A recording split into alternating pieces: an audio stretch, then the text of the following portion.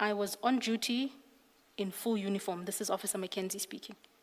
He says, I was on duty in full uniform and equipment when Constable Stalls told me she got a call from a JMPD member who needed assistance with recovery of stones in Rosebank. Do you see that? Yes, I do. Witness K, are you the JMPD member being referred to in paragraph 2 by Officer Stalls? Yes, that's me. Witness K, in paragraph 2, Officer Mackenzie describes the purpose of what occurred on the day, or he describes what occurred on the day. And if you look towards the end of paragraph 2, he says he received a call, Officer Stalls received a call from a JMPD member who needed assistance with the recovery of stones in Rosebank. Now, is it correct that you called Officer Stalls and you told her that you required assistance with the recovery of stones in Rosebank? Is that correct? No, it's not. I was only speaking to Mr. Mkwanazi, and Mr. Mkwanazi is the one who introduced me to the officers and the civilian on the same day in the morning. And let me ask you about the use of the word recovery in paragraph 2. Do you see that? In the last sentence there of that paragraph, Officer Mackenzie says, the call was received from a JMPD member who you confirmed is yourself, and the JMPD member indicated that they needed assistance with recovery of stones in Rosebank. You see that? Yes, I do. Now, the use of the word recovery suggests something that is stolen or something that has been lost. So when he says the recovery of the stones in Rosebank, it suggests that those stones were stolen or lost, but that can't be the case, right? Yes, it's not true. Because those stones at that point in time were in the possession of their owner. Is that not so? Yes, it is. Witness K, if you have regard to paragraph 3 of that same statement, I won't read it, but you can see there that Officer Mackenzie confirms what you said, which is that they went to the SAPS in Rosebank and they made an OB entry. Do you see that? Yes, I do. On that same page, Officer Mackenzie continues to set out some detail about what occurred. You have already covered some of it in your evidence, but I'm going to ask you to look at paragraph 6 on page 11. Do you see that? Okay, yes, I do. There. Now, I'll read that for you.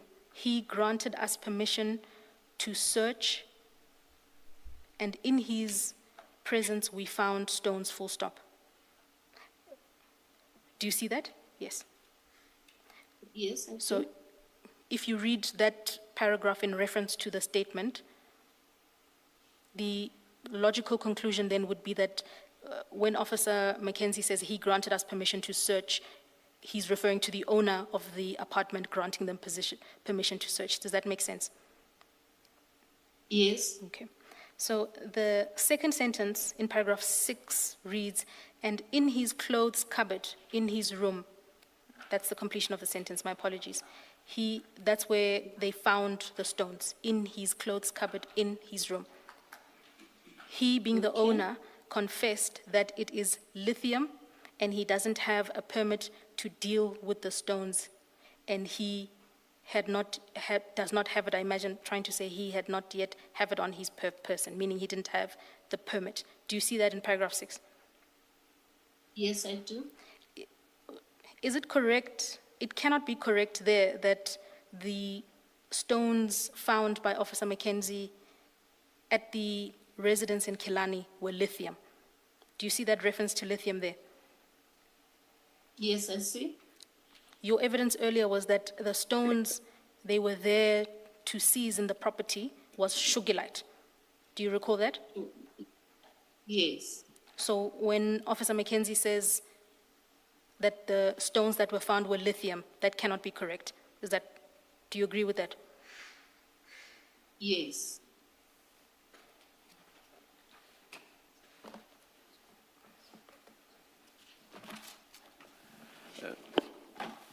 Ms. Muhlasedi, I wouldn't be sure about lithium or sugar light, but I seem to recall from previous testimony that different names were given for this. That's correct, Chairperson. I Yes. was simply testing whether both the witness and Officer Mackenzie used the same lingo for the stones or whether different terminology was utilized. But I accept that different scientific names and different names were used for the stones. And those names could well have been lithium or sugar light, or not? I'm not sure off the top of my head. All I know is that two names were used. Noted, Chair. Thank you. Thank you, thank you.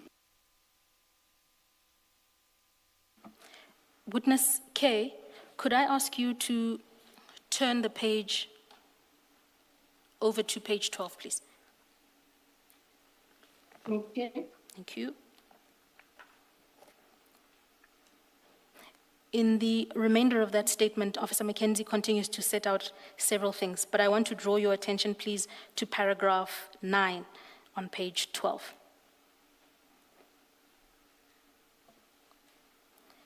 Are you there? Okay. In paragraph 9, Officer Mackenzie states that K. Stolz called the JMPD officer and put the white male on the call with him to explain and question him. Now, you've earlier confirmed that that reference to the JMPD officer is yourself, Yes. and that you were, in fact, on a call with the owner of the stones, who I assume Officer Mackenzie is referring to as the white male. Yes. The second sentence of that paragraph then says, he then spoke over the phone with a expert also. Do you see that? Yes, I do. Who do you understand that reference of expert to be? Is it a reference? Okay, I can't say. Okay. Please continue. To my knowledge, to my knowledge, I can't say he's an expert. It's just that he had the knowledge since he once worked at the mines and he knew some of these stones. And Not that he was an expert. so that reference to expert could be to, or is likely to be to the gentleman that you added onto the call. Yes. Could I ask you, witness K, to please turn the page over to page 13?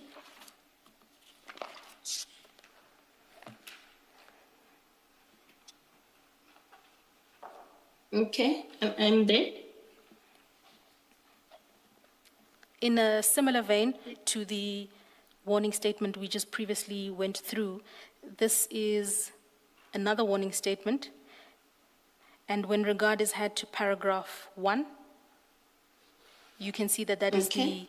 warning statement of Officer Stolz. Do you see that? Yes, I do. You've already confirmed for us that the JMPD officer being referred to is yourself. Could I ask you to go down further in that page? Okay. If you have a look, I'll give you the paragraph number right now. The paragraphs are not numbered. Perhaps just give us the first few words Indeed, of the... indeed, Chairperson. Yes. If you turn over the page, please, witness K. Okay. There's the second paragraph from the top. Do you see that? Yes, I do. The paragraph begins, I called the JMPD officer. Yes, I'm Right. there. I'll just read it for you, and gave the phone to the white male. The white male spoke to the JMPD officer, as well as another person who was with the JMPD officer. When the person explained what documents and permits were needed, the white male got extremely nervous and refused to speak to them any further. So the other person who was with the JMPD officer, that's a reference to the male that you had dialed in on the call. Is that correct? Yeah. All right. Yes. Witness K, can I ask you just to go to the bottom of that affidavit? You get to the second last paragraph from the end of the page, second last. Okay. It begins, "We left the flat." Do you see that? We left the flat. Yeah. Correct. So Officer Stolz here says, "We left the flat and met with the JMPD officer and gave her the SAP 299 and rocks, and we left." Do you see that? Yes, I do. Thank you.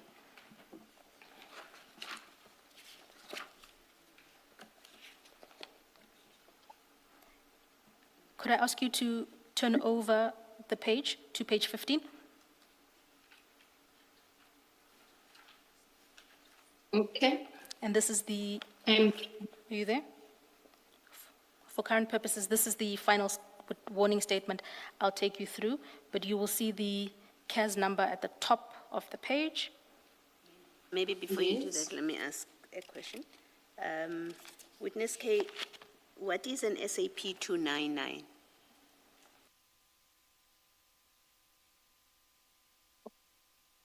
I'm not sure, but I think it's the paper they use to book the exhibit and hand it over to SAP dating. So Officer Stars gave you that form? No, he didn't. Okay, thank She you. didn't. She did not, thank you. Thank you, Commissioner. Witness K, I had drawn your attention to page 15, please.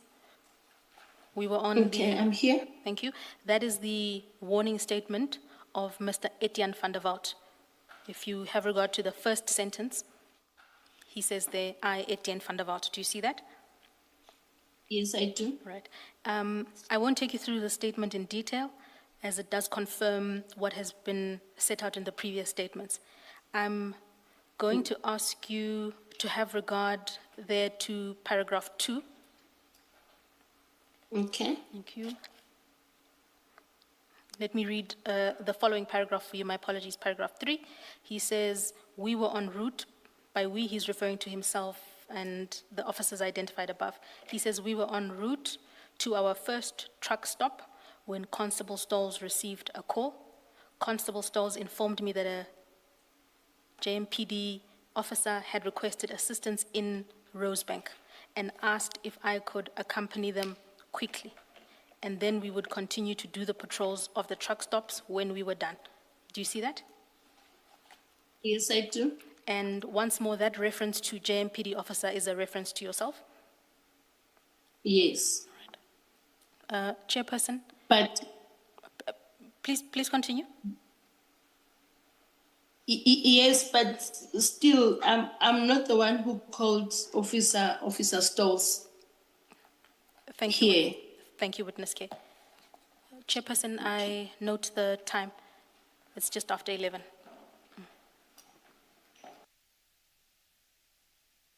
I think we should resume at 11:30. Let's adjourn.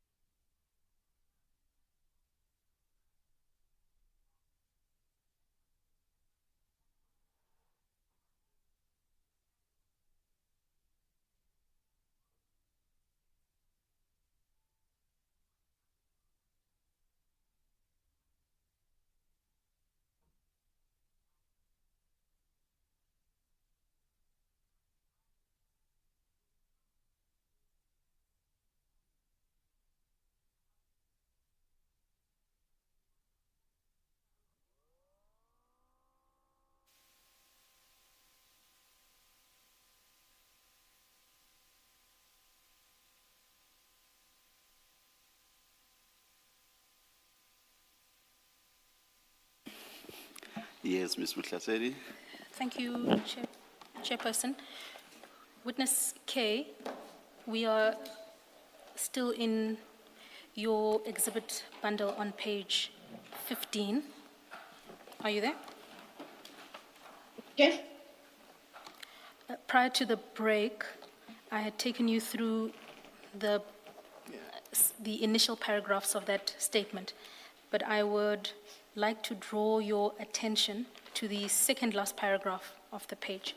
Right, second last paragraph. It starts with the words, "After a while, we left." Do you see that? Yes, I do. Right. That second last sentence says, "After a while, we left with the boxes and Constable Stoles giving or gave the man an SAP seizure form."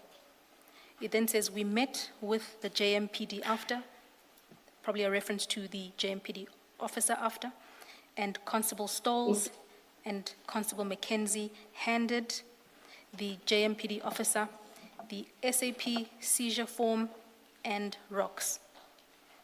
The last sentence there says, "We then left to follow up on information in Bredo," so separate.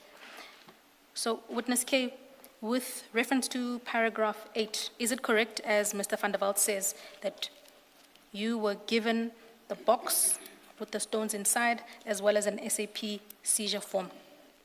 Is that your recollection of events? No, they didn't hand over the stones to me in the Caesar form. Witness K, can I then ask you to turn back to your witness statement? We are on page 5. Okay, I'm here. Page 5 of your witness statement. We had just finished off with paragraph 14, so please start from paragraph 15. Okay. After they obtained the stones, Officer Stolz phoned and told me that they have the stones and asked for all of us to meet. I then told her that we should all meet at an address in Geraldine. Officer Stolz, Mackenzie, Mr. van der Walt, and I all went to Geraldine to meet with Mr. Simon at his friend's house in that neighborhood. When we were there, Mr. van der Walt negotiated the price to be paid in exchange for the stones, and I believe that the amount that was agreed on was 110,000. Mr. Mkwanazi was not present at the meeting in Geraldine, where we negotiated with Mr. Simon. He had called me earlier that day to say that I should work with Officer Stolz directly and I should not let them down. Witness K, you can proceed to the next paragraph. At the meeting after receiving the stones, Mr. Simon indicated that he was not happy with the quality of the stones. He complained that some of the stones were fake while others were real. So Mr. Simon took the stones and went to talk to his boss about the stones and said that he would come back and tell us the amount that we were going to be paid for the stones. Where was the boss? He was not with us at the time we met with Jemo. He had to take the stones with him and go meet the boss somewhere. And Witness K, still on paragraph 16, after Mr. Django had told you that he was not happy with the quality of the stones and left them, did you at any stage after that update Mr. Mkwanazi, as you indicate that he was not present at that meeting in Geraldine? Yes, I did speak to him. And what did you share with him? What did you tell him?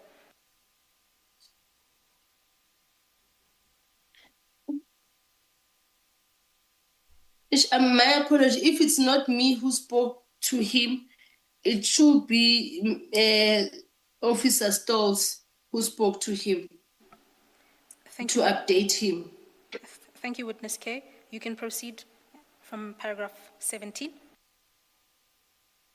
The following day on Sunday, 12 February 2023, I met with Mr. Simon at the same house in Silaldean where we had met the day before.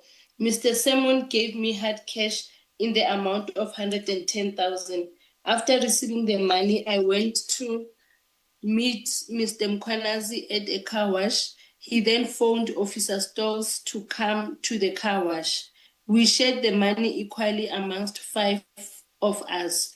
I gave them 88,000 for Mr. Mkwanazi, Officer Stolz, and Mackenzie, as well as Mr. van der Veld.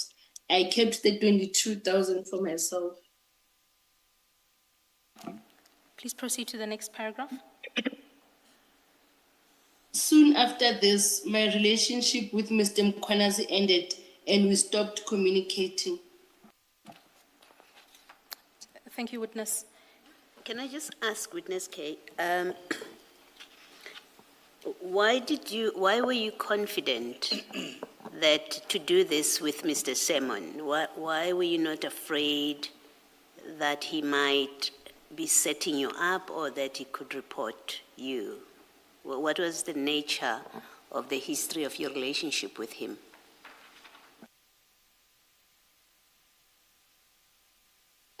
Before he was fine because he once gave the information of a stolen car in Silaldean. So I didn't have any doubts that he might give something that is not there on that flat. Well, my question is slightly different. As I understand it, the previous information about a stolen vehicle that he gave you, that was for a lawful operation, right? At least I understood your evidence to be that. Okay. So that vehicle, you went there as part of a lawful operation and the vehicle was checked out and was recovered. So I'm not quarreling with that. You are now involved in an unlawful operation with him to help him effectively steal the stones. Why were you so confident to deal with him and you were not concerned that he might turn and report you or he's setting you up for an arrest? I'm trying to understand what informed your dealing with him in an illegal operation like this. Okay, at that time, I will say because I wanted Mr. Mkwanazi to gain, to have money. So I didn't think straight that, okay, there was a possibility that what if he got the stones and he ran away? What will I say to other officers? I did have doubts before. You're still not quite answering my question. It's maybe a different way of asking my question would be, had you been involved in other unlawful operations with Mr. Simon to the point where you are comfortable that you can conduct this operation with him and there was no risk of him reporting you? No, it was the first attempt I did this. I did this information with him. Thank you.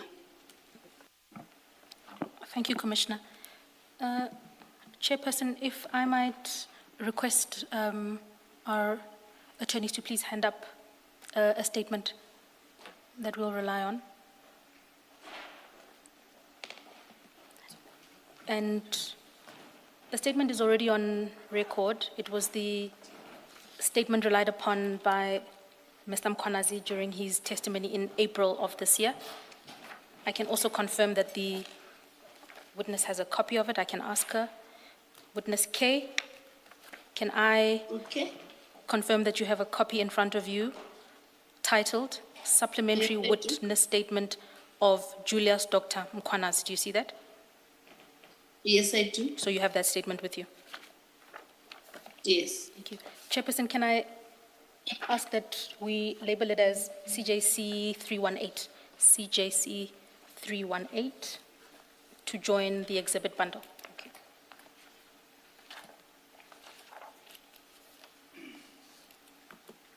As I always do, may I request that this be placed where it should be? It will be done, Mr. Thank you. Chairperson. Thank you. Witness K, as indicated, the statement you have in front of you is the supplementary witness statement of Mr. Mkhwanazi. He relied on it when he appeared before the commission in April of this year. Just to place on Okay. record, for purposes of the record keeping, he particularly spoke to this statement on the 14th of April earlier this year, and it's reflected in page 170 of the transcript. I would ask you to please turn to page 5 of Mr. Mkhwanazi's statement, page 5. It's numbered Okay, I'm there. thank you, numbered bottom left, right? If you go, Yes. thank you. If you go to the last paragraph on that page, you should see a heading titled Team Deployed to the Suspects Who Were Defrauding Members of the Public with Fake Stones. Do you see that? Yes, I do. So, witness K, when you look at that paragraph, it reads, it's unnumbered, but I'll take you through it. On the 8th of February, we had a joint operation with the province and JMPD, as we always do. You see that? Yes, I do. He continues on to say, we tasked members of the truck hijacking task team to join the other teams as per the request of Deputy Chief Inspector Gerald Maseko to attend with them, since it was affecting our areas and Johannesburg, and those members were selling fake stones on social media platforms, public, and members were being defrauded. Do you see that? There seems to be an error, but do you see where I'm reading from? Yes, I do. So, witness K, you see from that paragraph that Mr. Mkhwanazi was referring to the issue of defrauding the members of the public with fake stones. He was referring to the matter we're discussing today, which is the precious stones issue. And he says there in the first paragraph that we had a joint operation with members of the province and JMPD. That's how he describes what occurred, what you are here to speak about today. Do you see that? Yes, I do. Can I ask you if it's correct to say that you participated in a joint operation as it's reflected there in the paragraph on page 5? Were you part of a joint operation with province? Where you were tasked? No, I was not. You were not. Can I ask you to have regard to the fourth sentence of that paragraph, the fourth sentence? It says there, I'll read it for you. I'll read it for you. The sentence begins in the second line and says, he says, we tasked members of the truck hijacking team to join the other teams as per the request of Deputy Chief Inspector Gerald Maseko. I'll stop there. Witness K, are you aware of or familiar with a Deputy Chief Inspector Gerald Maseko? Do you know such a person? Yes, I do know him. And how do you know him? I usually saw him out of workplace, some like aside from work. Aside from work. Yes, But for apart purposes, from work. so you knew him in a work context. Am I understanding you or not?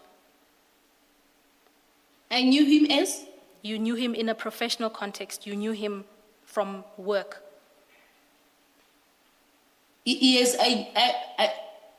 I knew where he worked, All and right. I also met him on several occasions outside of the workplace. All right. is he JMPD or was he JMPD? No, he's not JPD. Who is he employed by, at least at this time? He was working for province. Traffic Department, Gauteng. Yes. Thank you. Thank you, Commissioner. Let me ask this question. Did you see Deputy Chief Maseko on the day in question? No, I didn't. Are you aware that at some point during the day, both him, allegedly, and Commissioner Mkhwanazi went to the address in Kilani? With him? Yes. No, I was not aware. Are you aware that Commissioner Mkhwanazi was at the address in Kilani while the operation was taking place? Through the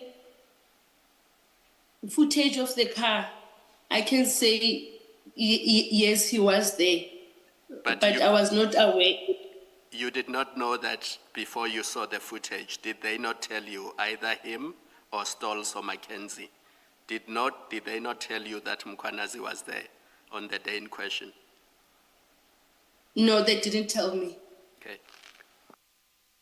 I only gave the information and then they played around it, that how will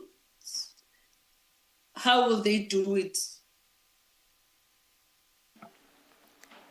Thank you, Commissioner.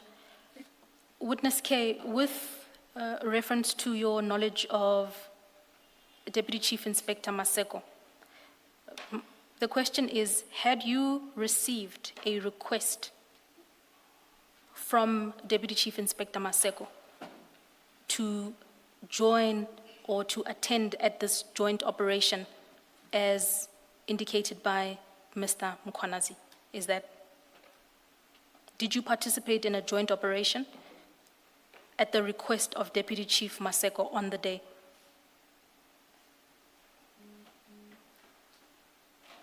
No, I didn't get any communication. And Witness K, you cannot be part of a joint operation as a JMPD officer in circumstances where, as you've testified, you were off duty on the day. Is that correct? Yes.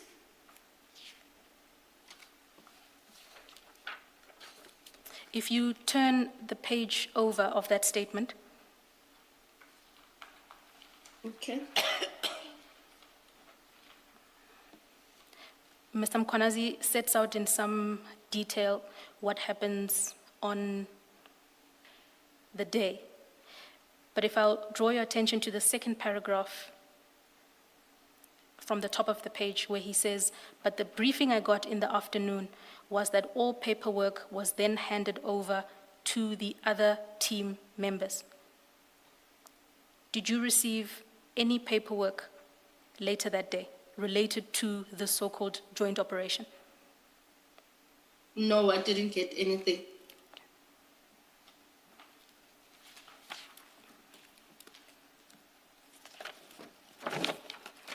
Thank you, Witness K.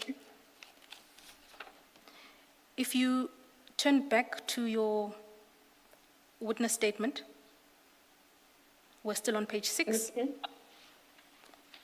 Okay. Thank you. You are on paragraph 19.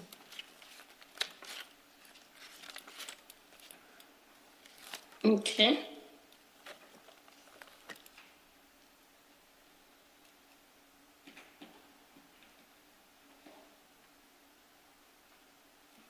Please continue from paragraph 19 on page 6. Yes, I'm there. You can read from paragraph 19, please. Okay. A month or two after meeting at the car wash, Officer Stolz contacted me and told me that the owner of the stones had filed a criminal complaint and IPD was investigating them. She also told me that officials from the Independent Police Investigate Directorate, which is IPID, wanted to take down their warning statements. My WhatsApp communication with her is attached as X1. Thank you, Witness K. Can I ask that before we go to those WhatsApps, can I ask that you just go back to your exhibit bundle, your second file? Okay. Please go to I'm there. page, thank you. Please go to page 19 of your exhibit bundle. It is CJC 313, page 19. Okay, I'm here.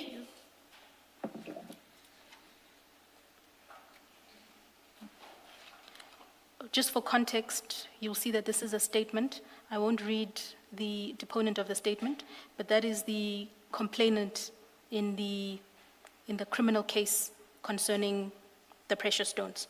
Do you see that? Yeah. And he, Yes, I do. the deponent describes himself there in paragraph 1, and he sets out the purpose of the affidavit in paragraph 3. Do you see that?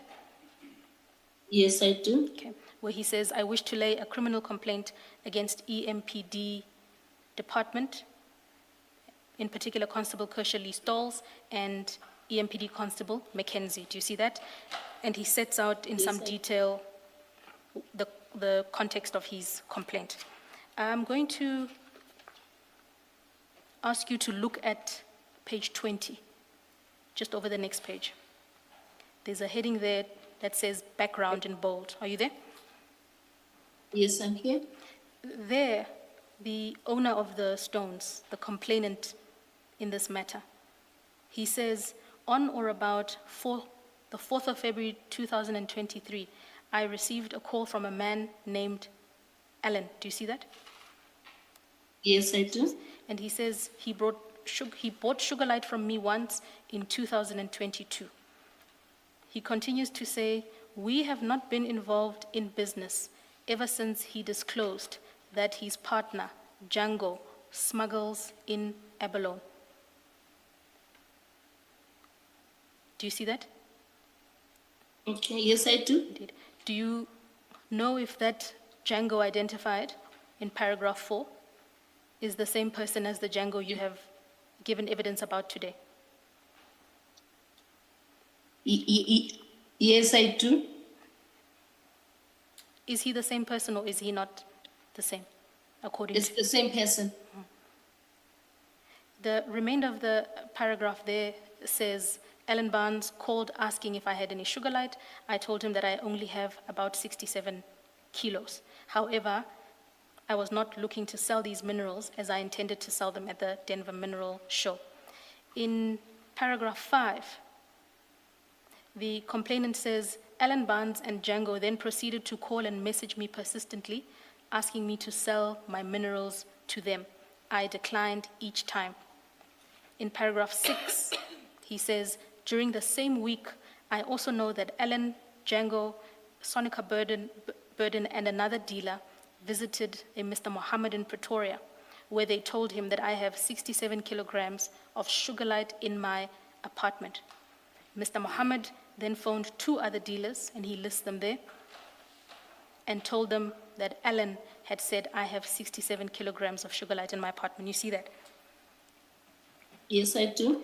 Did you know that Django, who you've described as an informer, the person who asked you to get the stones, was familiar with, or at the very least had contacted the owner of the precious stones on the 4th in early February of 2023? No, I was not aware. You're not aware. So is it correct then to say that you were not aware that Django had repeatedly tried to purchase the precious stones from the owner earlier that month, according to the owner? Yes, I was not aware. You were not aware. And so then you were also, were you aware that, you must then have been aware that Django was, at that point in time, in February 2023, aware that the owner of the precious stones indeed kept the precious stones inside his apartment? Yes. That's what he told me, that the stones are still on that apartment. Can Mr. I- Sasset, before you leave that page, witness K, do you know the people identified or listed in paragraph 6 of that statement? So No, I don't. you don't know Alan Barnes. No, I don't know them. Do you know this person named Sonika Burden? No, I don't know. I don't know And then them. the I only know Jem. So you also don't know Rafi Mohammed? No, I don't. Okay, thank you. Thank you, Commissioner. Witness K, you indicated in paragraph 14 of your statement that Mr. Django had explained to you that he wanted the precious stones, but he wasn't able to access them for himself. Do you recall that? Yes, I do. And basically that Mr. Django wanted to participate in this market, but he didn't know how to enter, or didn't know how to involve himself in that market. Do you recall that? Yes, I do. And when you view that against the statement of the owner of the precious stones, that he had first initially attempted to buy the stones and then approached yourselves and the 4 individuals you've identified to steal the stones from him, would you agree that he attempted to purchase the stones and was unsuccessful and then proceeded to approach you and the other individuals to obtain the stones for him? Yes, advocate.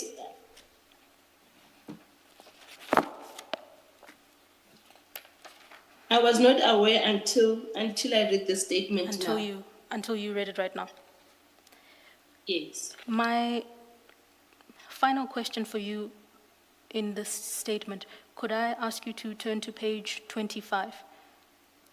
We're still in the statement of the complainant. Please turn to page 25.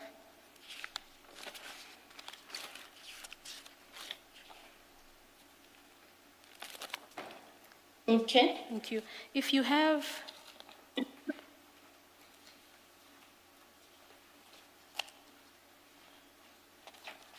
my apologies, let me check the paragraph number for you.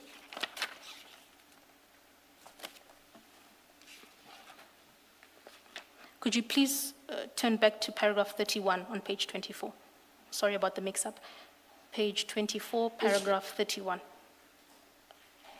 Okay. Thank you. Do you see that? Yes, I'm there. I'll read it for you. The officers, if you have reference to the paragraph before, you don't need to go there. He's referring to the 2 officers in the apartment. So he says in paragraph 31, the officers then proceeded to remove the 6 boxes of Sugarlight downstairs to their marked SAPS vehicles parked outside the apartment building on the street. This is the owner of the precious stone speaking. He then indicates that pictures of the Sugarlight are attached. I won't take you there. But in the final sentence there in paragraph 31, he says the market value of the Sugarlight minerals removed from my apartment is worth approximately 14 million rand. Do you see that? Yes, I do. Can I ask you to comment in light of the owner's... If you say approximately, so perhaps you should say approximately 15 million. If it's 14,9. Indeed, Chair, it's generously, I'm actually being generous. It's more, to the tune of 15 million. Witness K, can I ask you to comment on the following? In light of the market value that the owner attaches to the Sugarlight that was removed from his apartment versus the amount that was paid to yourselves and the 4 other individuals, is there a comment that you would like to make between the differences in those amounts? Okay, here I will say, I admit I followed up the information with the lack of knowledge as well from my side, because I couldn't tell even those boxes that were set on the table, what was the value for them at the time? How do we negotiate, or how do we finalize everything after he got what he wanted from us? So seeing this so much, yeah, I don't know if I should say I was used, and Witness K, I don't know. sorry to interrupt you. I'm curious to know why you did not ask your friend who was knowledgeable about these precious stones. Why did you not ask him about the price or the value, seeing that you were so keen to involve him in whatever that you were doing? If he knew about permits, surely he would know what the value of the stones were. Okay, I think that's my mistake, because after the boxes were handed over to Mr. Jengo, it means maybe I had to fetch him from where he stays, come and include him here so that he can also check them and say, no, if we have so much boxes, this is, like from receiving the stones, it was going to be maybe more administration and all that. So I was not even, like, I didn't have that knowledge that they will finally reach to this amount at the end of the day. I'm looking at your statement. All of you even took the trouble of determining what the quality of the stones was in order to determine the price. And at paragraph 16 of your statement, it looks like there was a back and forth because Mr. Salmon was not happy with the quality of the stones, and there was then a negotiation to determine the price. During all that time, you did not consider it necessary to call this friend of yours who's knowledgeable about the stones to find out what the value of the stones is.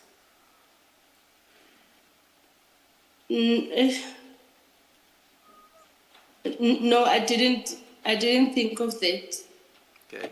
And who do you say used you? Is it Mr. Simon or the Mr. Simon? Yes, Mr. Simon. You can't really complain though, can you? Because No. you had robbed the owner of the stones. You can't really complain about having been used, can you? No, I can't, Chairperson. Thank you. Thank you. In fact, just to follow up on Chair's point, you had forgotten all about this. And then in February 2023, you are the one who reached out to Mr. Salmon because he had given you this information some time back while you were still in operations. You moved out of operations and you forgot about this. You then had a discussion with Brigadier then Mkhwanazi, and you are the one who reached out to Mr. Salmon, and he said he was still interested. So how can you then say he used you when it was you who reached out to him? Oh, okay. No, don't say, don't say, can okay, I- I'm just giving you the sequence as it appears in your statement. And then Yes. I'm asking you to comment because you said to Chair, when Chair asked you who used you, my expectation would have been it was your boyfriend. But now you say the person who used you is this so-called informant. I'm saying based on your statement, he could not have been the one who used you because you are the one who reached out to him to say you want to do this in exchange for him paying you money. True, Commissioner. Yes. Thank you, Commissioner. Witness K, you indicated in paragraph 18 that soon after that meeting at the car wash, you and Mr. Mkhwanazi stopped communicating. You recall that? Yes, I do. Since that meeting at the car wash, have you spoken to him? We only spoke early this year. No, okay, no, the same year after Officer Stolz told me that IP is looking for us and all that. I also spoke to. Yes, I also spoke to him And when. yes, please finish your answer. No, I'm saying I only spoke to him later after when the IP were looking for us. And you had earlier indicated that you had borrowed him some money. As things stand here today, have you been repaid? No, he didn't pay me. You had just wrapped up paragraph 19 of your statement. Can I ask you to go to paragraph 20 on page 6? Okay, I'm there. Please read paragraph 20 into the record before we turn to the chats. Okay. It was only later that I found out that some of the stones were found in officers' Stolz and Mackenzie's possession. I was not aware that they did not hand over all the stones to Mr. Simon. Thank you, Witness K. Still in the same file 1, could you please go to your annexure X1? You only have one annexure, so just flip the page. Okay. Thank you. You indicate in your witness statement that these are your chats. This is your WhatsApp communication between yourself and Officer Stolz when she contacted you. Is that correct? Yes, it's it. So if we start at page 1, could you please tell the Commission the source of these chats, how they came to be in our possession? I managed to get the screenshots from these chats and then I send them to you. And attach them to your statement. Yes. Okay. Witness K, at the top of page 1, there is the letter KJ circled in a pink circled, and then right next to it, there are 2 words there, K Juju. I'm going to ask that the redacted version of the text be flighted. Okay. Do you see what I'm referring to there? KJ, sort of initials. Yes. Yes, and then next to it, you see 2 words there, K Juju. Yes, I see it. Can I ask you what the K is a reference to? Is it a reference, what is the K a reference to? To Kesha. Okay, the first letter of her name, or is that your nickname for her? Yeah, that's the nickname for her. And then the reference to Juju, what does Juju refer to there? Julius, Mr. Mkonazi Julius, they call him Juju. Who are communicating here? It's me and Kesha Stolz. Okay. And you called her Juju, what? So as to remember how you had K. saved her? So as to remember how you had K. saved her? If Juju is Miss Brigadier Mkwanazi, why call Kesha Lee Stolz Juju on your phone? Okay, I know K through Juju. That's why I saved the number like this, so I can remember who's this K. Oh, that was exactly my question. Thank you then. Thank you, Chair. Witness K, just to confirm, you took these screenshots, is that correct? Yes, I did. Using your own phone? Yes. And so they, from my own. thank you, so they reflect chats between yourself and Officer Kesha Lee Stolz?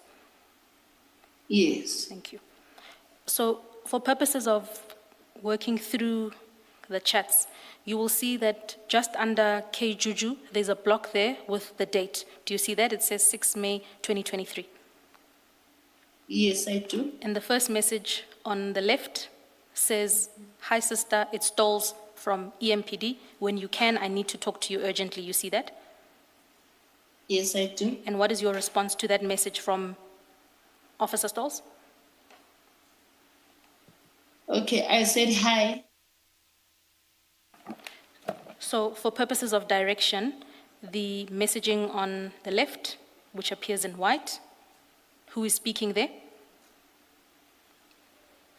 So the messages on the left that appear in white are from Officer Stoles. Is that correct? Yes, advocate. And then, Sorry, the texts themselves are all white. The background, The background. on the left is black and the Yes. background on the right is green. I'll rephrase the question. Yes, Thank you, Chair. yes, yes. Witness K, if you have regard to that first message, the one on the left, you will see the lettering is in white, but the background is in black. Is that correct to say that is the message from Officer Stoles? Yes, advocate, it is. And then your response appears immediately beneath that, and it appears in a green background box. Do you see that? Yes, I do. Thank you. And they follow a similar manner thereafter.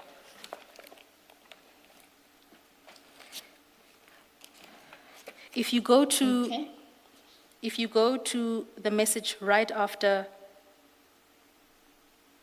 you say hi, that message there at 18:07, you see it?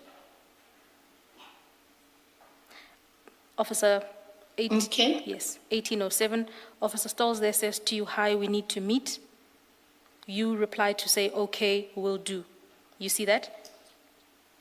Yes, I do. Okay. She then indicates in the next block, she says, "Let me know when, but needs to be before Wednesday next week. Will explain when I see you." Do you see that? Yes, I do. You then respond to say, "Okay, will." And that is the totality of your messages on the 6th of May. Do you see that? Yes, I do. If you continue lower in that page, there is another block there with the date. It says, do you see that date there? 7th May 2023. Yes, I see. Okay. Officer Stoll says to you, "Hi, when are you off?" This is at 12:36. Yes, I see. And there's no response from you on that day. On the 7th of May, you did not respond to that message. Is that right? Yes, I see. So she contacts you again the following day on the 8th of May. Do you see that? Yes, I do. That message is cut off at the bottom of the page, but I will ask you to turn to page 2, where it's copied in full. Okay. Okay, I'll read the message to you. She says, "Good morning. That white guy opened a case of theft and robbery against us, and iPad has the dockets." You see that? So who is that there on the page of top of page 2? When she says, "That white guy opened a case of theft and robbery against us," who do you understand white guy to be a reference to? The owner of the stones. And the reference to iPad, you understand that to be a reference to? The CPS, like IPD, yeah, yes, I do understand. You understand that to be a as well. reference? You understand that. You then say, "Morning, we will meet." And she Okay. responds to say, "Today, question mark, we have to give iPad statements Friday. He wants to arrest us." And who Okay. do you understand that he to be, the he who wants to arrest us? It's the investigating officer from IPID. And do you know his name? It's Makakula.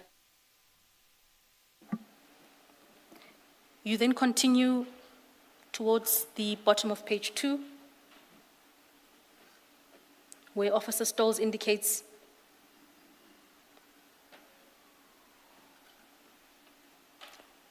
she says to you at 6:36, she says, please, it's important. You see that? You had just above said to her, we will meet later today. Okay. I won't read the remaining messages. But if you go to the bottom of that page, the last message there, on page 2, Officer Stoll says to you, please get hold of Juju so he can explain everything to you so we can sort this out. She then says, this guy from IPID is evil. So that reference to the guy from IPID, she's saying Tulani Magagula from IPID is evil. Is that right? Yes. And Witness K, did you get hold of Mr. Mkwanazi as Officer Cole, or as Officer Stolz says there? She says, please get hold of Juju. Did you manage to get hold of Mr. Mkwanazi? Yes, I did. And what did you guys discuss? He told me that the IPID are looking for them, so I must also be ready. They will be coming to our office as well. So he was giving you a heads up about Yes. the investigation, right? Yes. If you turn to, if you look still on the bottom of page 2, you are, I won't go into it in detail, but you are speaking to Officer Stolz about arranging a meeting. Do you see that? For example, at, Yes. yes, at 8:36, she asked you, what time are we going to meet? And you say 6. She says, okay, cool, where? And you say choose, all right? Yes. If you, then there's the message you've just taken us through about Mr. Mkwanazi. If you flip the page to page 3, page 3,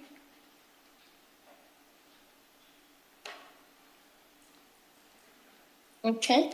at the top of page 3 on the left, she says, I'm the one facing Alberton.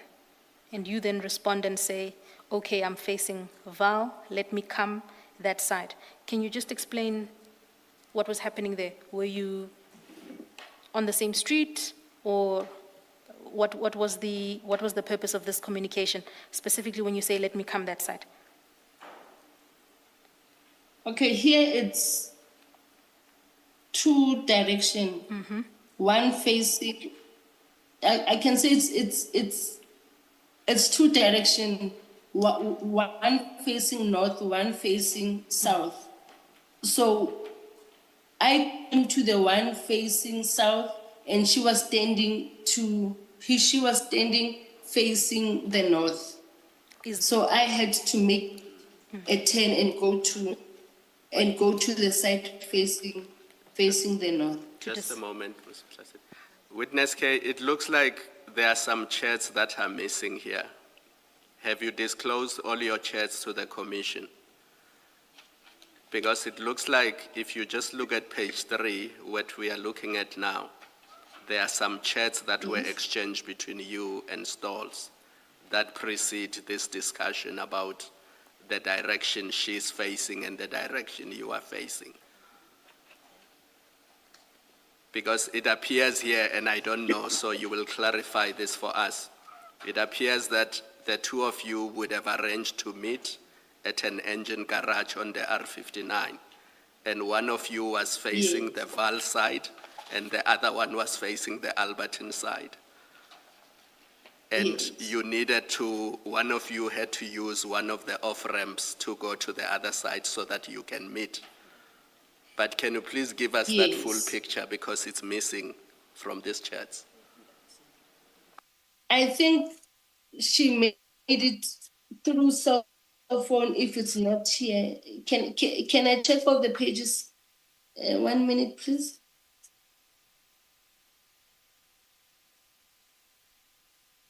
Are you checking for us? Yes, I'm checking.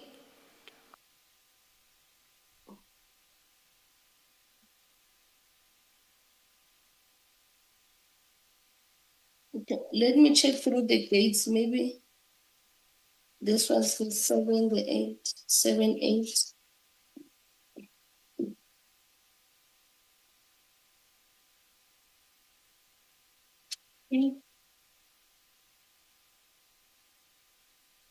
NSK, in the interest of time, I gave you a summary that this would have involved a meeting at the engine garage in the R59, and you were on one side of the highway, Yes. she would have been on the other side. And one of you had to make an arrangement to go to the other side to meet with the other. Is that a fair Yeah. summary of what happened? Yes, it's what happened. So I was checking if we did that. Maybe he told me via phone call, not WhatsApp. No, then that is fine. I think yeah, she might have called me that she will wait at the garage. All right, that is fine. Just that I didn't know where she's facing. Okay. Thank you, Commissioner. Witness K, still on page 3 of the chats. I just read the message at 4 minutes past 7, where you say, "Let me come that side." Officer Stolz then Okay. says, "Okay, no problem," and she describes the kind of, I'm assuming, motor vehicle she's in. Are you there with me? Yes. Yes. You then say, "Coming now," you ask for the color, and she provides it to you. Are we together? Yes. Okay. So when you got that side, when you arrived where Officer Stolz was, what happened when you got there? Did you get into her car? Did I she think get that's into? where- Yeah. Please continue. Yes. No, Please continue. we stood outside just next to her car, and then I think that's where she explained to me that the IP guy needs the statement, so he will also come to me and submit the statements and all of that. And at the bottom of page 3, there is a long message. It's a dense message at the bottom there. Do you see it? It starts, "Good morning." Yes. Do you see that message? The message. Yes, I do. Yes. The message on the top has an arrow pointing to the right, and it says "forwarded." Do you see that? Yes, I do. And generally, when a WhatsApp message has those words, has the word "forwarded" and is got those arrows, it indicates that the person who is forwarding the message to you isn't the person who actually wrote the message. They are forwarding you something that they themselves received. Are you aware of that? Yes. Yes, I am. So this message from Officer Stolz that starts, "Good morning," a warning statement is required from as per Putfontein case. Where did you understand she received that message from? Who do you understand actually wrote that message? I think it should be from the IP guy. And when you say the iPad guy, is that a reference to Mr. Magagula? To yes, Mr. Makaku. And you're aware that he is the investigating officer on the Precious Stones case? Yes, I am aware. If you look in that long message in the box, can you please go to the 4th sentence from the bottom? Okay, I am here. So in the body of the text, the message indicates that a warning statement is required. Several matters are listed there. But for our purposes, it says Hillbrow, theft of precious stones, alternative robbery, impersonating a police officer, defeating the ends of justice, and the last one, murder and defeating the ends of justice, full stop. The message then continues to say, warning statements are required before the 12th of May 2023 or that date as per agreed with Kershaw and Mackenzie. You see that? Yes, I do. And then it continues on to discuss your right to remain silent. So you understood this message to originate from Inspector Magagula, and that it had been sent by Yes. him to Officer Stoles. Yes, And in that message, he was informing them that their warning statements are required on the 12th of May. yes. And if you flip back to, I want you to confirm for us, Witness K, what date is it here when you are discussing this with Officer Stoles? If you flip back to page 1, Okay. please just check what date, if you're able to tell from the chats what date you're having this conversation with Officer Stoles. Yes, I think it should be the 8th of May. correct. Sorry, thank you, Witness K. If you then turn to page 4, you will see the chat is cut off, but it continues at the top of page 4. Okay. That box just beneath the chat, the box in green that says Magagula iPad, and it's sent at 18 minutes past 7. You see that? Yes, I do. That's the contacts for Mr. Magagula, is that so? Yes, I do. And why was Officer Stoll sending you the contact details for Officer Magagula?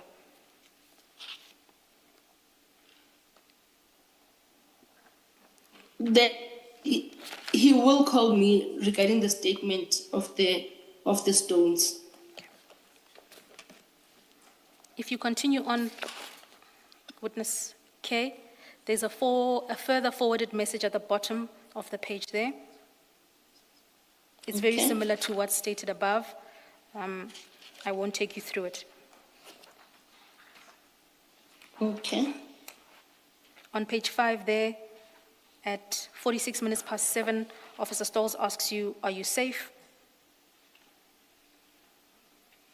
You then respond, Yes, that's okay. "Is that there?" And you respond, "Home safe, thanks. Hope you home as well." Yes, I see it. Now, from reading this message, it suggests that the two of you had departed from where you had met, and you were confirming that both of you were now at home. Is that right? Yes. Okay.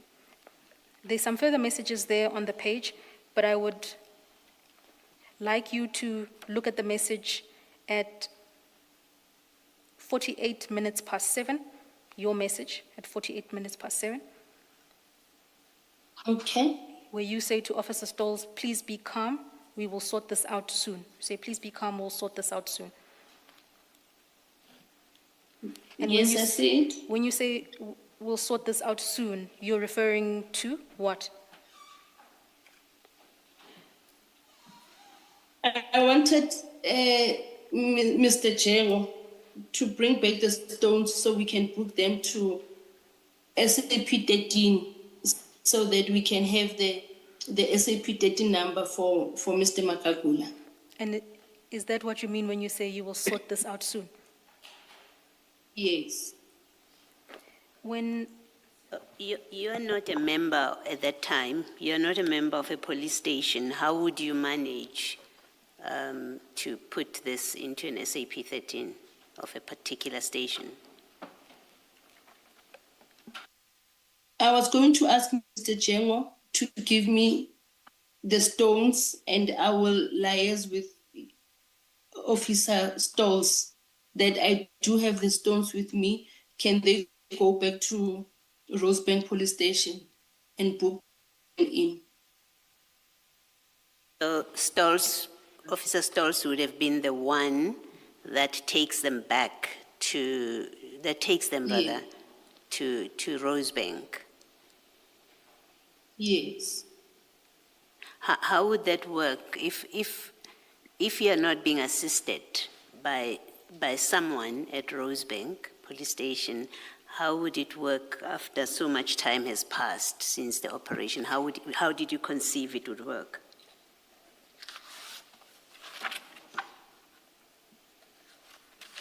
Because I was worried that it's me who came up with this information. That means it has to be me also who closed it. So all I wanted was the stones to be booked at the police station, so that when they want the SAP 13 number, they will get it, and the stones as well. Were you planning to give your 22,000 rand share back to, and was there the agreement that everybody would give back their money to Simon?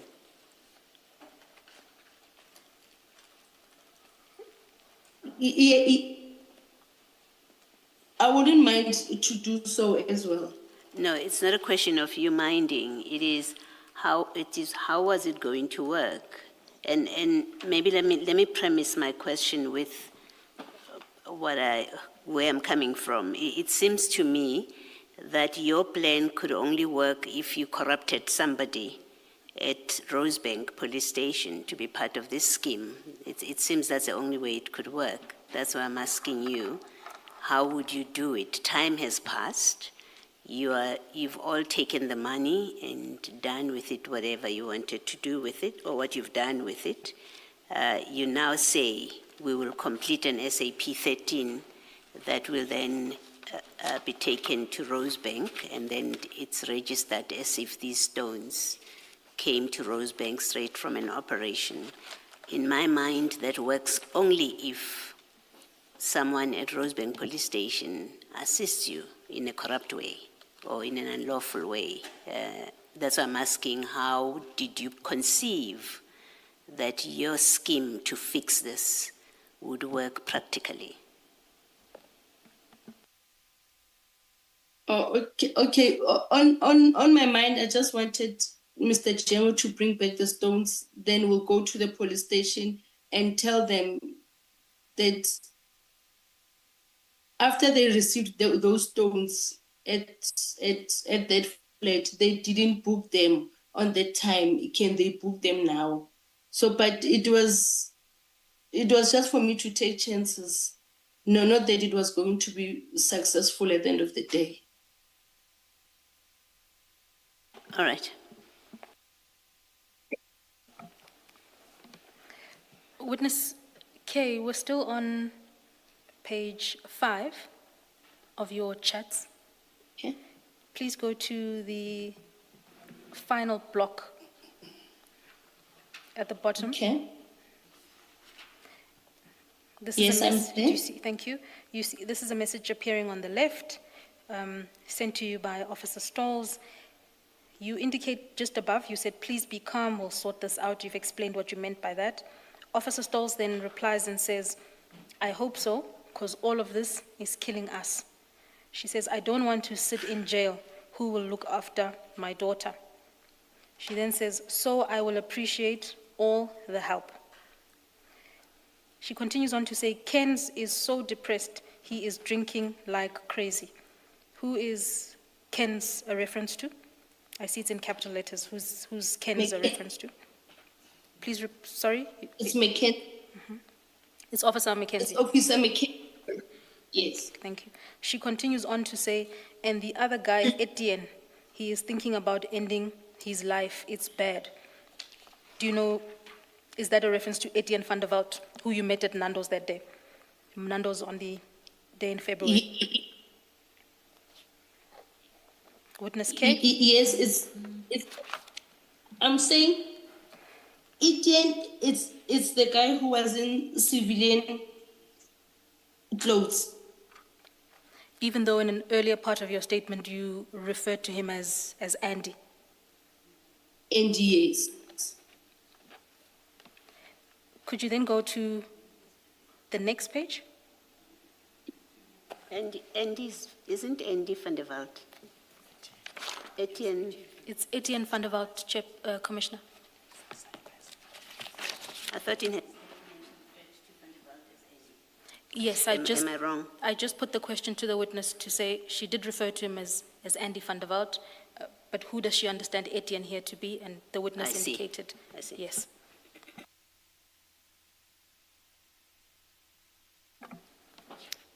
Thank you, Witness K. Please turn over to page 6. Okay, I am there. Thank you. Page 6 details some communication between you and Officer Stolz, but could I please draw your attention to the black block at the bottom of the page, just under the date 9th May 2023. Do you see that? Yes, I do. Thank you. And Officer Stoll says to you, "Morning, my friend. Please let me know if that SAP 13 can be sorted. Pretty please. I hope you are warm." You see that?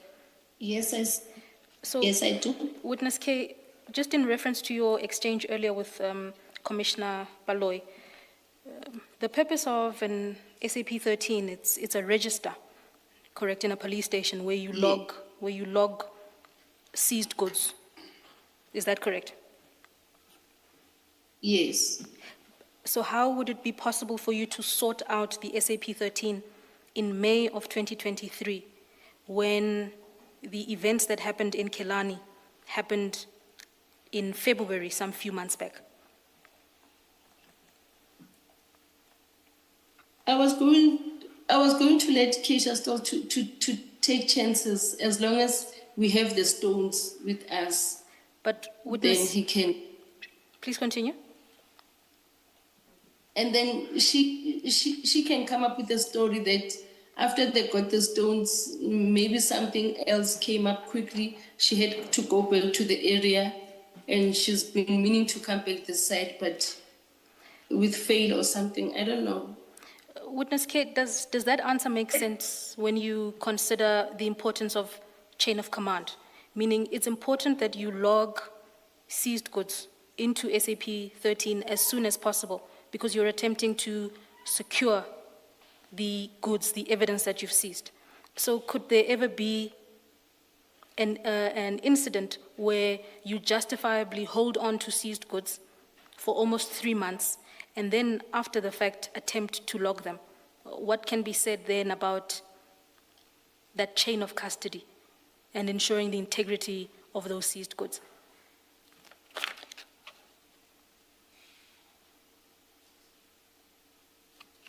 That was a wrongdoing.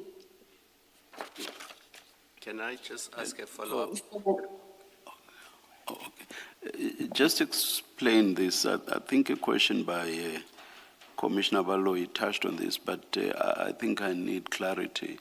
How exactly were you expecting to get these stones from Mr. Simon? Were you just going to say, "Oh, please give us the stones back," and with the hope that he would give them to you? How exactly did you expect to get them? I was going to explain to him that the case has been opened regarding those stones. So can he bring the stones back if he still has in his possession? Assuming that he still If not, can he make a... Assuming that he still had them, you expected him to just take them out from wherever they were and just give them to you like that?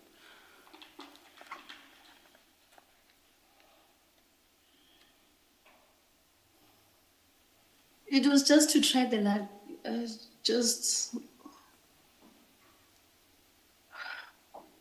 So he would have donated the 110,000 rand to you then? If Mr. Jengo wanted his money back, we give it back to him and he brings back the stones. Yes, Witness K, looking at those chats on page 6, it seems to me that this SAP 13 issue was going to work the other way around. Stolz was expecting you to attend to the SAP 13 and to tell her once you have done so. And it goes back to Commissioner Baloy's question that the only way you could do this is by corrupting an officer at Rosebank Police Station to create a fraudulent SAP 13 entry. That's really what you had in mind, because nowhere in these chats are you saying Stolz is the one that must attend to the SAP 13. Do you want to comment? Okay, after if I manage to get the stones back, I was going to tell him that I'm not the one who went to Rosebank police station on the day of the 11th of February. So when she writes the SAP 13, she needs to go back to them and tell them that on this certain day I was here and something came up, just another lie on top of problems as well, just for us to put those stones back. I can tell you now, Witness K, that what you are saying does not make sense, and it seems like you are not being truthful to us. What you had in mind was that you were going to corrupt a SAPS official, either at one of the Joburg police stations or at Rosebank, to create a fraudulent entry so that that can be given to IPID to create a facade that these exhibits were booked in February of 2023. Because an entry that is created in May was not going to explain the chain of custody from February until May, which is a period of 3 months. The only way this makes sense if something fraudulent was done to create a fraudulent entry, and that could only be done if an officer was corrupted to create that entry in SAPS's books. Do you agree?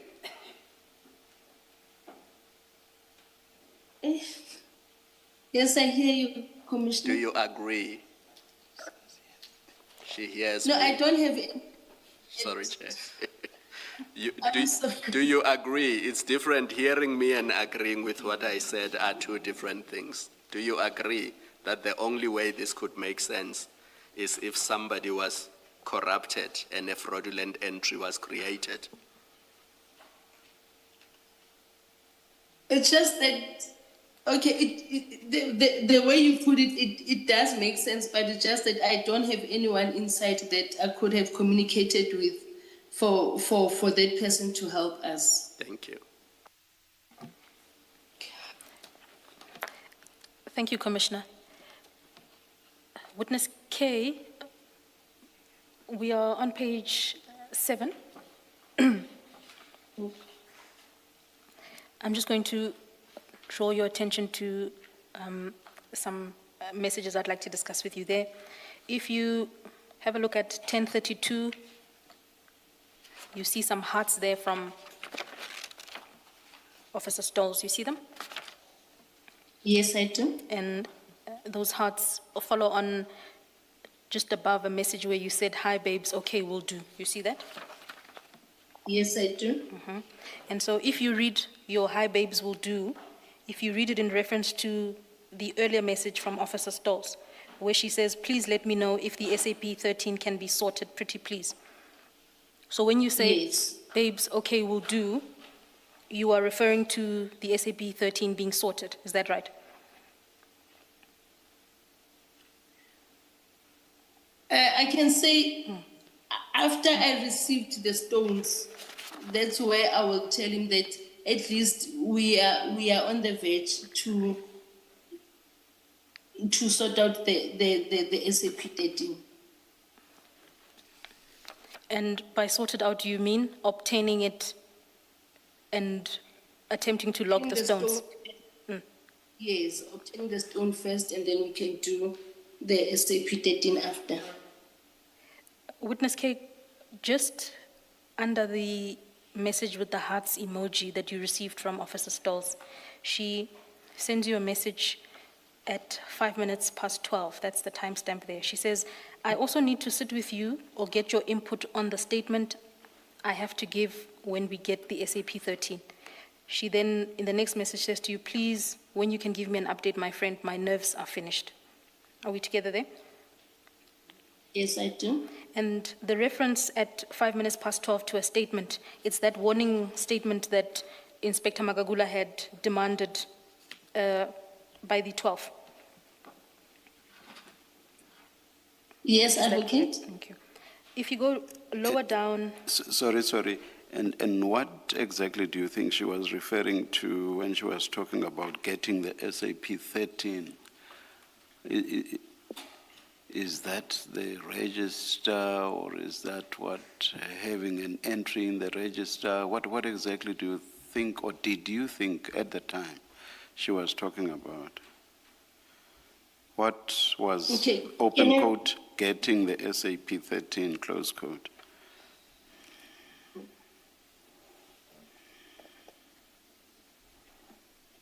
I'm not asking you about what you understand now, but about what you understood then.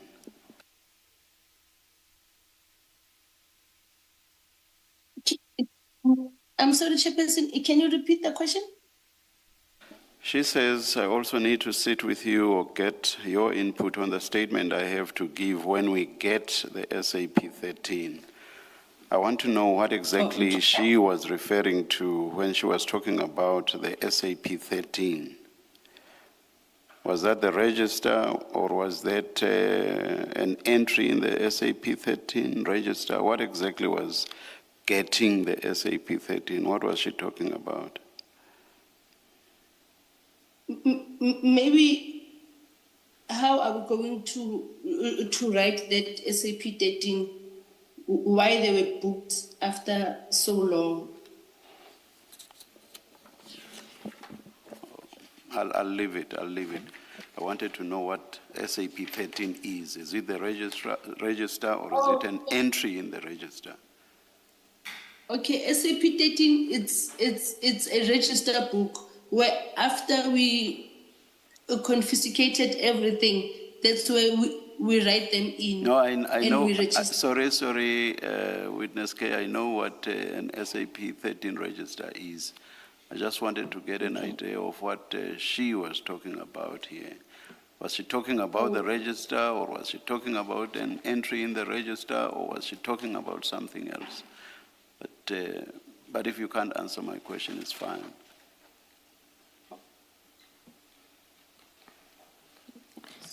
thank you, Chair. Witness K, can I ask you to go to the bottom half of page 7? Okay. We'll see that there are some missed calls between yourself and Officer Stolz, but I would like to draw your attention to the message with the timestamp 13:33. Do you see that message? 33 Yes, I minutes do. past 1. Officer Stolz sends you a message saying, Kenzie called me now. He said that Magagula even download our phones without a warrant. In the next message box, it says, but it's all rumors, but still this man, he is really do bad things and thinks he can do what he wants and get away with it because he is iPad. Your response immediately thereafter, you say, let's allow him to do as he please. We under his shadow. Now we need to beg him. You see that? Yes. Did you ever reach out to Mr. Magagula? Did you ever beg No. him, as you say there? No. No, I didn't. If we flip over the page to page 8,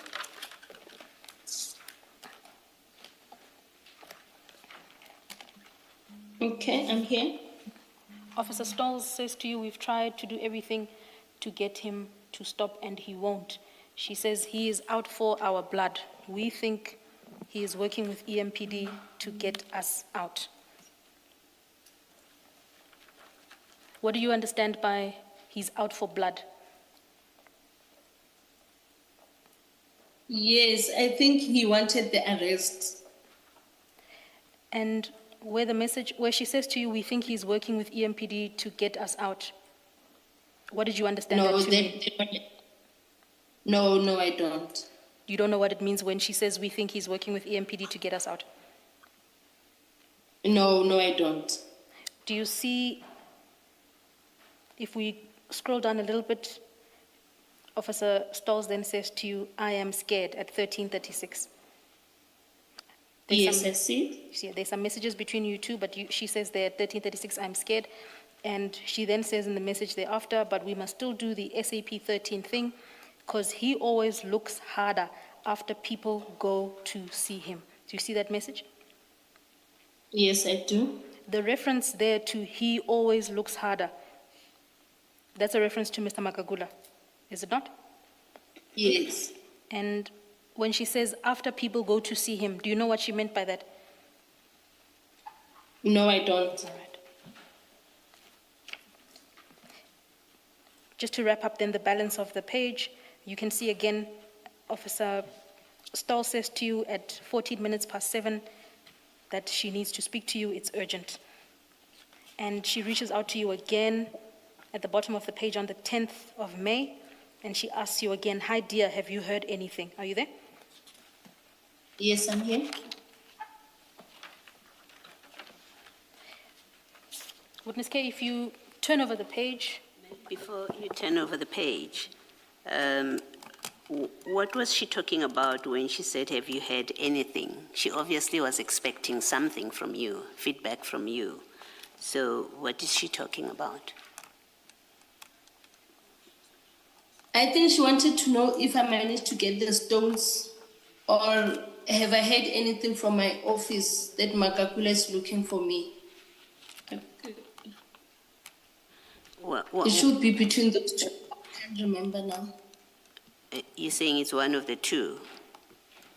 Yes. Because that's what you were discussing, you and her. Yes. That Makakula is looking for us, and Okay, the story of the SAPD. all right, thank you. Thank you, Commissioner. Witness K, still on the bottom there of page 8, there is, right under the text that says, hi dear, have you heard anything? Immediately under that, do you see that box there with the... Yes, I do. Yes, with a triangle and the initials KJ there. That reflects a voice note, Yes. a voice recording, does it not? Yes, it is. Do you recall what that voice note said? No, I can't remember. Can I, No, I can't remember. if you turn over to page 9, please, Witness K. Okay. There seems to be some text that's cut off at the top of the page at 1636. Okay. But immediately thereafter, at 1641, Officer Stoll says to you, I know why Magagula is pushing these things against us. EMPD is putting pressure on him because they want us gone. Is there a way to ask him if we resigned, will it make his life easier? You then respond and you say, okay, let me ask. So, did you ever ask? And who did you ask? Can I read it again? I'm sorry. Page 9. It's the second message. Is there a way to ask him if we resigned, will it make his life easier? That's Officer Stoltz asking you, talking about Magagula, and then you say, okay, let me ask. And you're being, did okay, you ever yes. ask? No, I didn't. Thank you. Witness K, the message immediately thereafter in the sequence. Maybe before you do the message, immediately thereafter. You see, this last message from Stoltz, is there a way to ask him if we resigned? And your response, they suggest that you are speaking to Mr. Makagula. Otherwise, that response from you doesn't make sense at all. You say, okay, let me ask. And you have consistently been saying to the evidence leader that you never reached out to Mr. Makagula, but here it suggests that you do have access to him or a way of speaking to him, either directly or through somebody else. But that response there is an indicator that you do have access to speak to him or an ability to put that question to him. Otherwise, you would have said, I have no way of asking. You say, okay, let me ask. So I think I have the same concern as expressed by Commissioner Kumalo earlier, that it seems you're not telling us everything there is to tell about what happened here and your engagements. And I say this starting from, you were given the business card of Mr. Magagula. There has to be a reason why you were given that business card. It wasn't just so that you have it. It was given to you for a purpose. It has his telephone number, so there's a good reason that Ms. Stolz thought to give you that business card. But then this communication and the latest that we are looking at now indicates or suggests, suggests that you do have a way of getting communication to Mr. Magagula. Otherwise, this doesn't make sense. Do you want to comment? No, okay, yeah, with Officer Keisha, she wanted me to communicate with Magagula, and I didn't. I waited for him to communicate with me. I didn't make any contact with Magagula. So here, when I say let me ask, I don't know who. Maybe I wanted to ask so that if they resign, will it be easy for them or not? But I just can't remember when I wrote this. I meant to ask somebody else, or to ask, or to agree to her that yes, I will ask Magagula. But I never had any communication with Magagula. May not have had communication with even if you didn't have communication with Mr. Magagula, but your response suggests that you do have an in. There is someone that you believe as you respond that you can speak to and ask them that question. That's what this response means. And even if it were accepted that you don't remember now who you had in mind, but you look at that communication now, you have to accept that it does suggest that you had somebody in mind, whether Mr. Magagula or another person that you say you don't remember, but it suggests on its face that you had somebody in mind that you thought you could ask this question or you could pose this question to. Can you at least accept that's what your response suggests? Yes, I see it, Commissioner. I agree. You agree it suggests you thought at the time that there's someone you can ask? Yes. Thank you. And Witness K, remember on page 7, you had already said that you need to beg Mr. Magagula.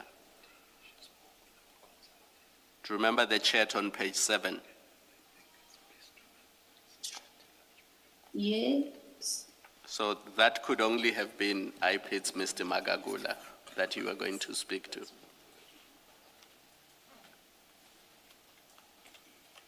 Not so? I can't remember. Okay. Witness K, just to tie up one issue before we break for lunch. If you go to if I can ask you to turn back to page 8, please, right at the bottom of page 8. Okay. Page 8. I asked you if you recall the content of that voice note when you said no, and you see at the bottom there's a missed voice call at 16:33. Do you see that?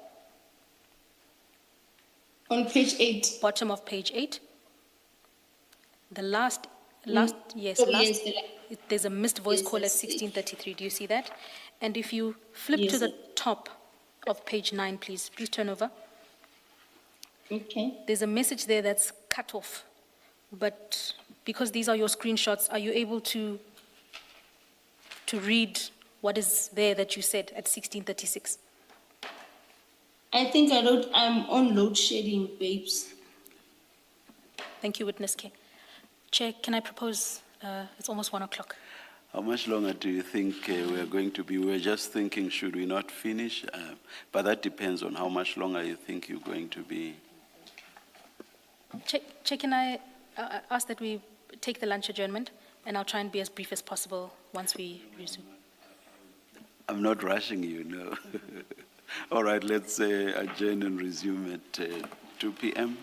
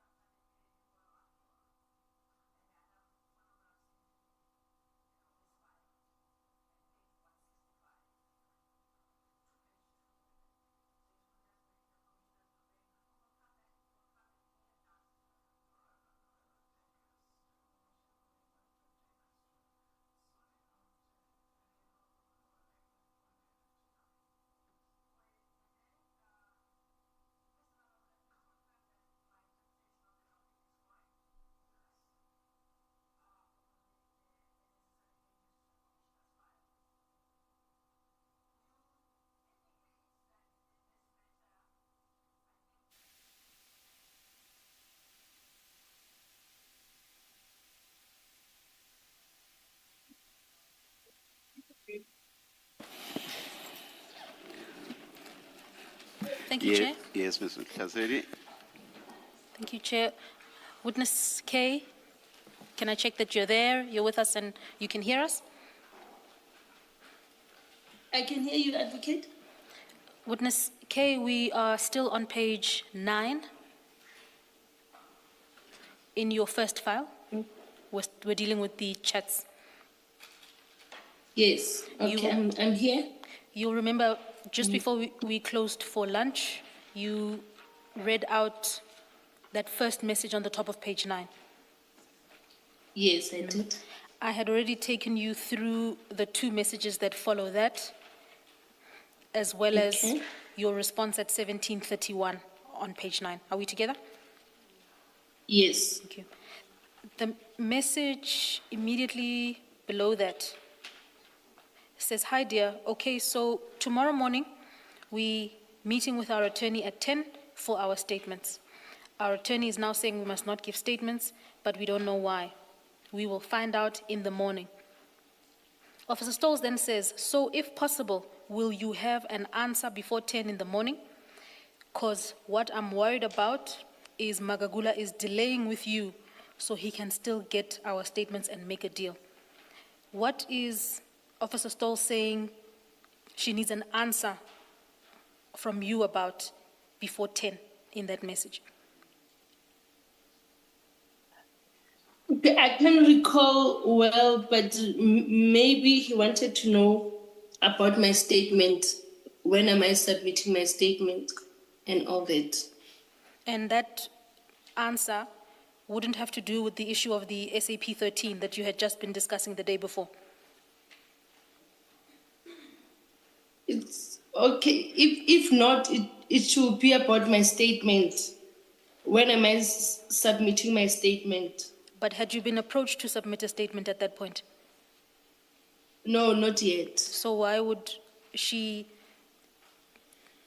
have the view that it was about you submitting your statement, if at that point you hadn't been? Okay, can I read this paragraph again? I'm sorry.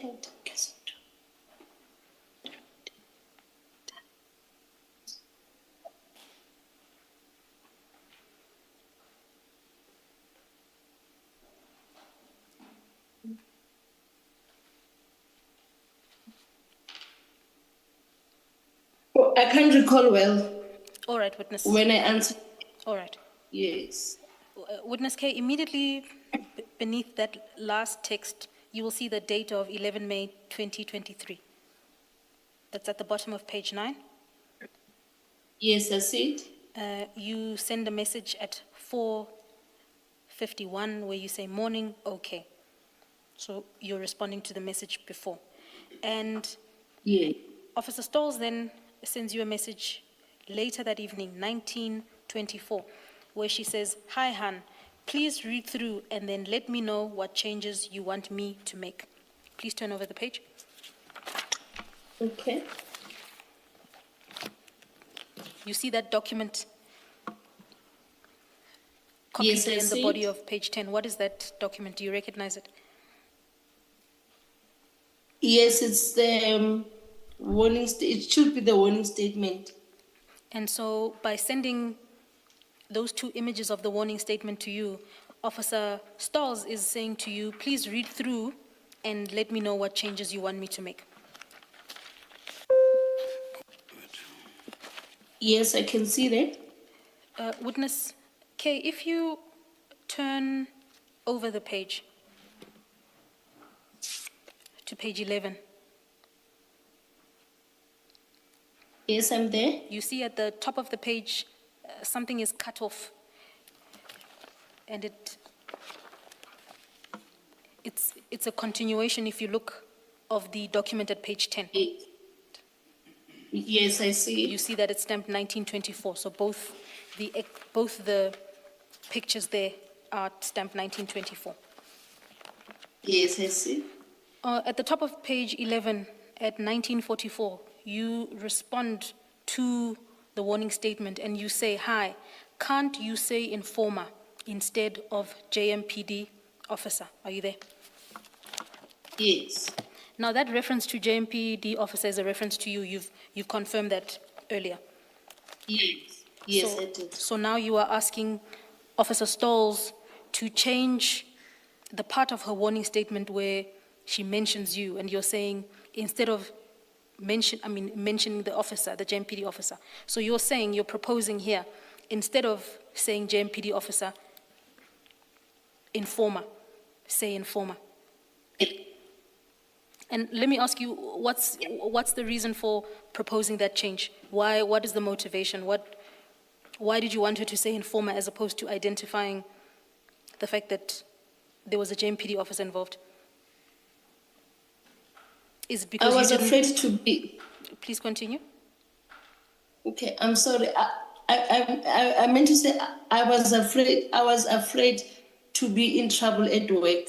So- If he submits this as JMPD officer, it means that Makakula must come to our office and look for me.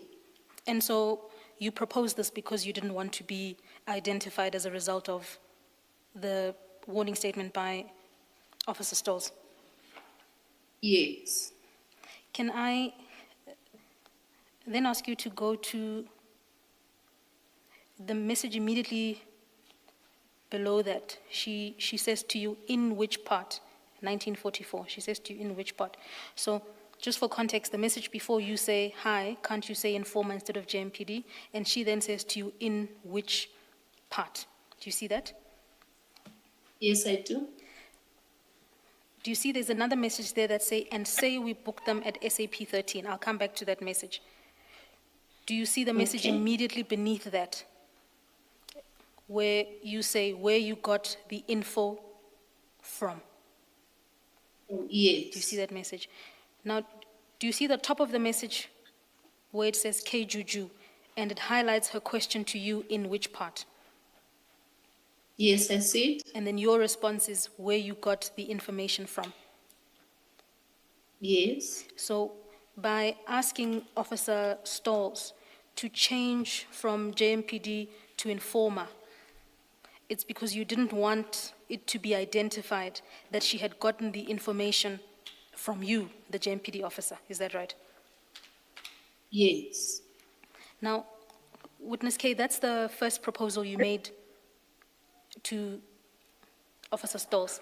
But if we just go back one line to the message at 1944, where you say, and we booked them at SAP 13. Do you see that? Yes, I do. Actually, I misread that. You say, and say, we booked them at SAP 13. But that can't be correct. Nothing was booked at SAP 13, is that right? Yes. And so you were proposing that Officer Stolz say that something was booked at SAP 13, knowing that it wasn't. Yes. Witness, can I ask you to go a little bit lower on the page where you say at 1945, let me finalize the Rosebank 13 tomorrow and book the stones, then we are sorted. You then say to her in the next line, please don't give now the statement till you get the SAP 13. Where was Officer Stolz supposed to get the SAP 13 from you? Where was she supposed to get the SAP from? Was she not supposed to get it from you, from a reading of that message? Yeah, the way I wrote it, Suggests. it's so different to. Please continue. I'm saying the way I wrote it, it's so different to my thinking, actually, of how will I do this. Let me ask it this way, Witness K. Witness K? Yes, okay. Let me ask the question this way. At 1945, you say, let me finalize the Rosebank 13 tomorrow. That is a reference to SAP 13, is it not?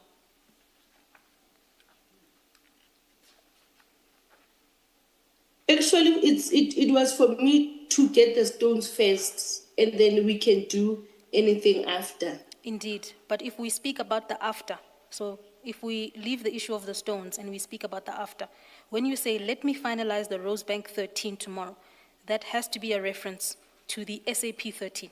So you're saying, let me finalize the SAP 13.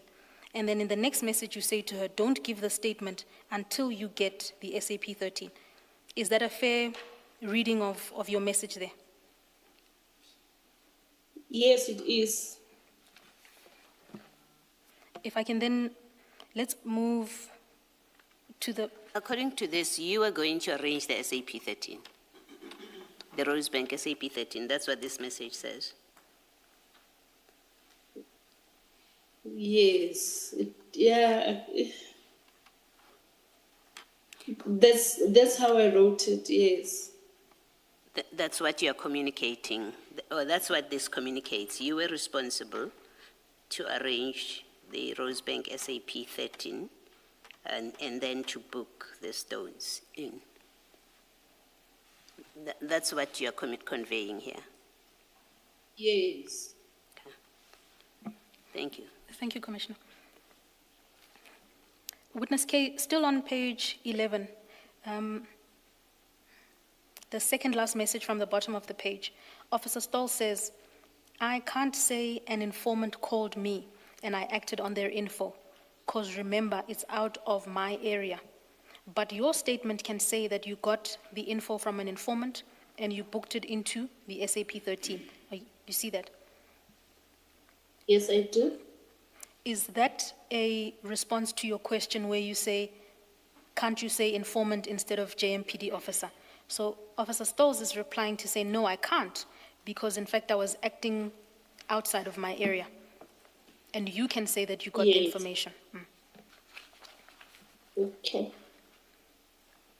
And the last text message on that page, you see there's a message there from you to her where you say, please don't give now the statement till you get SAP 13. And she responds to say, I have to hand in the statement at 10, otherwise Magagula is coming to arrest us. Yes, I see that. Thank you. Witness K, if you're now on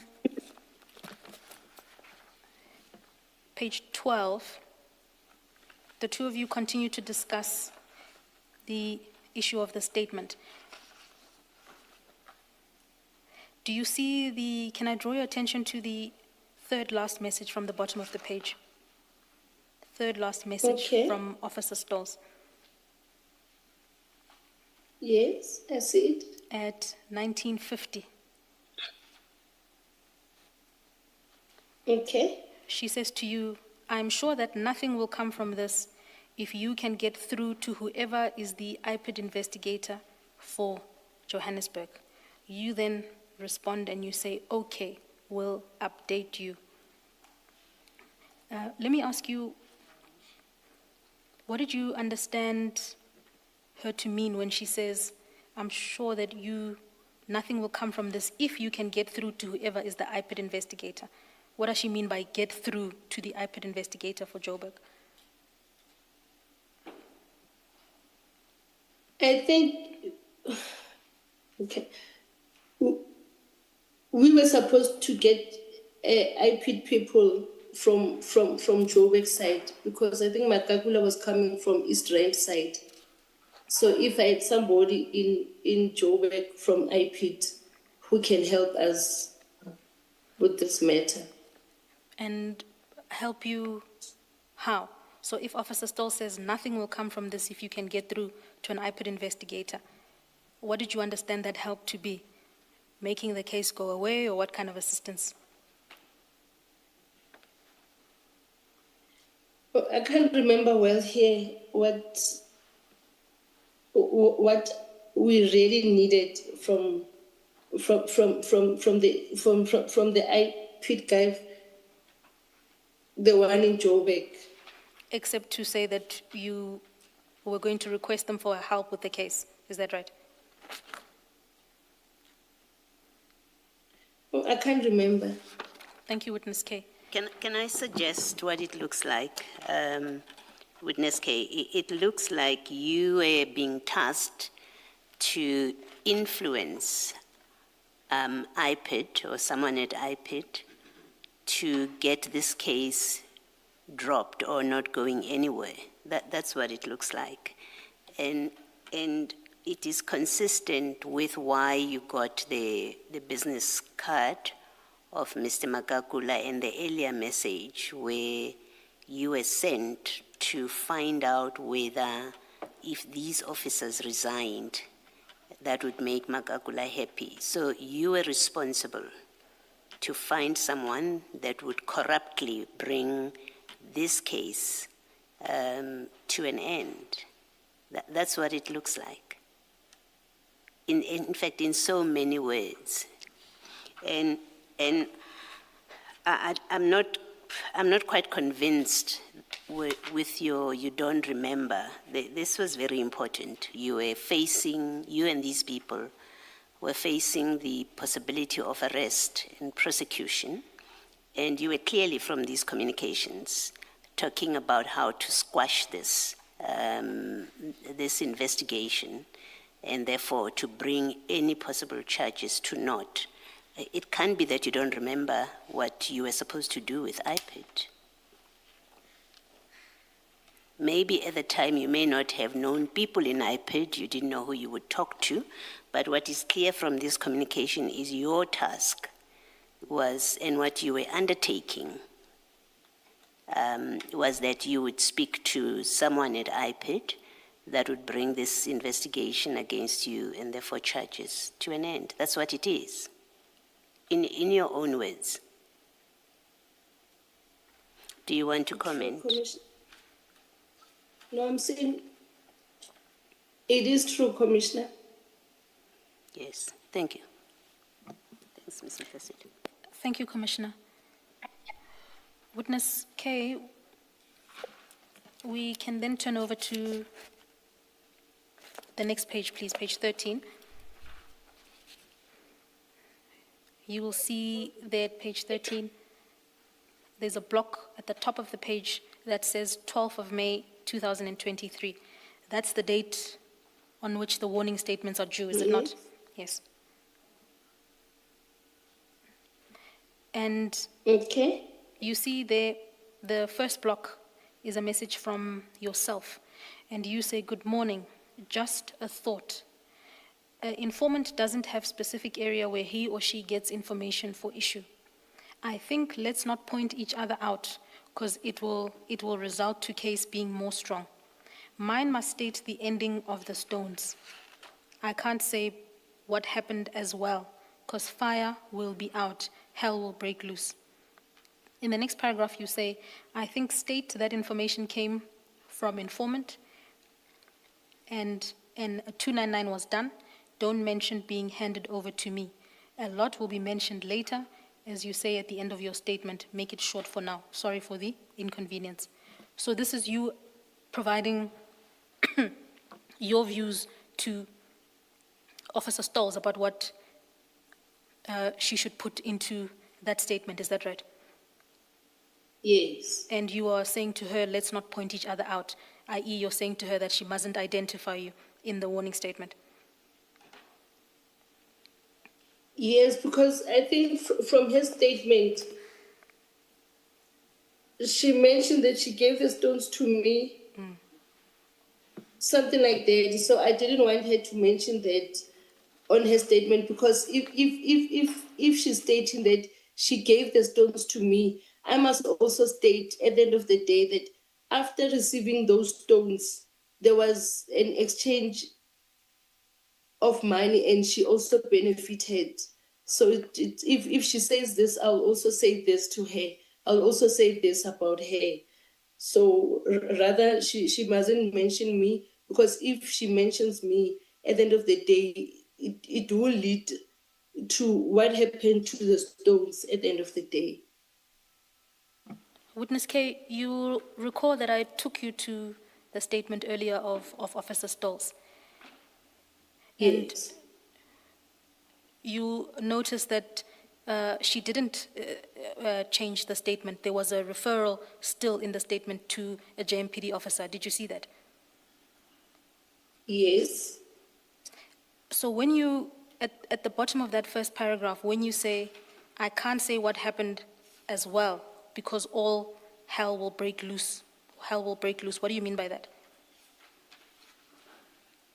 In her statement, she's not mentioning how many people were involved in this statement. She's not mentioning Mr. Mkwanazi. So if I had to write my own statement, I was going to be honest and mention all the people who were involved in this information. And so please continue. I'm saying that's what I meant, because with her, she's only mentioning me. She's not mentioning Mr. Mkwanazi. And I was not going to leave it like that. I was going to mention everyone who took part on that day. Thank you, Witness K. If you just go further down that page, she responds to you at 4:46. She says, I will call you just now. Did you receive that call from her, either through WhatsApp or through other means? At the bottom of page 13, she highlights your message and she says, I will call you just now. Yes, I see it, but I think it was still early in the morning. I doubt if she did call you. And especially in these early hours. Early hours. And the message immediately beneath that, Officer Stoll says, have you not made any movement with Magagula? And she says, we have made plans to sort out the DPP that side when the case goes. With reference to the first part of that paragraph, where she says, have you made any movement with Magagula? She's obviously referring, as she did before, to whether you've managed to speak to him or reach him. Had you in fact made any movement with Magagula? No, I didn't do anything. At that point in time, which is May of 2023, had you ever spoken to Mr. Magagula? Had you met him at that point in time? No, I didn't. That last sentence, where Officer Stoll says, we have made plans to sort out the DPP that side when the case goes. DPP can only be Director of Public Prosecutions, is that right? I'm not sure. You're not sure. So what do you understand by the sentence, we have made plans to sort out the DPP that side when the case goes? What do you understand her to be meaning with that sentence?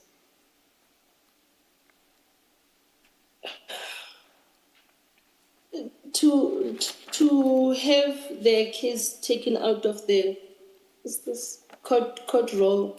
Okay. And Witness K, according to you, who has the power to have a case taken off the court roll? It's not the prosecutor. I'm not sure. Thank you, Witness K.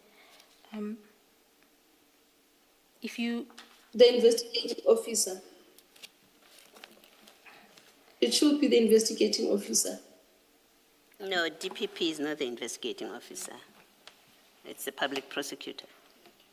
And what she's telling you is that they have made arrangements with a DPP this side. And I'm sure you will still get there. It is repeated further on. You don't ask who is the DPP. So I want to suggest to you that you knew and understood that she's telling you that they have someone in the office of the public prosecutor that side. Would be likely Johannesburg, but you understood what she's conveying to you. This you now saying would be the investigator is not correct. It can be. You know DPP is the public prosecutor. Oh, okay. Yes, Ms. Mutlasel. And in this case, you knew that the investigating officer was IPID. You knew it was Mr. Magagula. So they can be referring to another investigating officer. Oh, okay.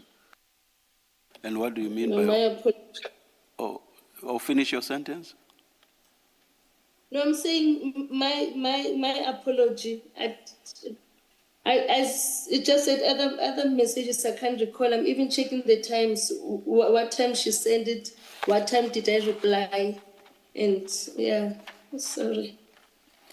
And what do you mean by okay in response to the question by Commissioner Baloyi? What does okay mean? I would have, No, I'm saying I would have understood if you said you agree. yes, I do agree when she says DPP, it is public prosecutor. And also that you knew exactly what Ms. Stolz was talking about with regard to the DPP. Hence, you did not ask who that was. You agree with that as well?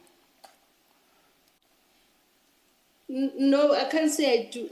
I do agree. Just that the time she sent it, and But why? my response late. Why would you I not don't have? know. Why would you not have asked who she was talking about? I'm checking the time she sent the message. It was 10 to 5, and I only came back to her 6:30 in the morning. But when you And came back to her, you were still responding to the last thing she had said, or not? maybe I was just responding so that I can just respond so that she mustn't say I'm ignoring her and all that. I didn't read that message with understanding. You did not read the text, you say. I did read, but not with understanding. I can't tell what happened that day because I'm just trying to remember. This is hard to believe, witness K. This is hard to believe. You can't answer for the sake of answering because you say you were just responding. You can't respond for the sake of responding, can you?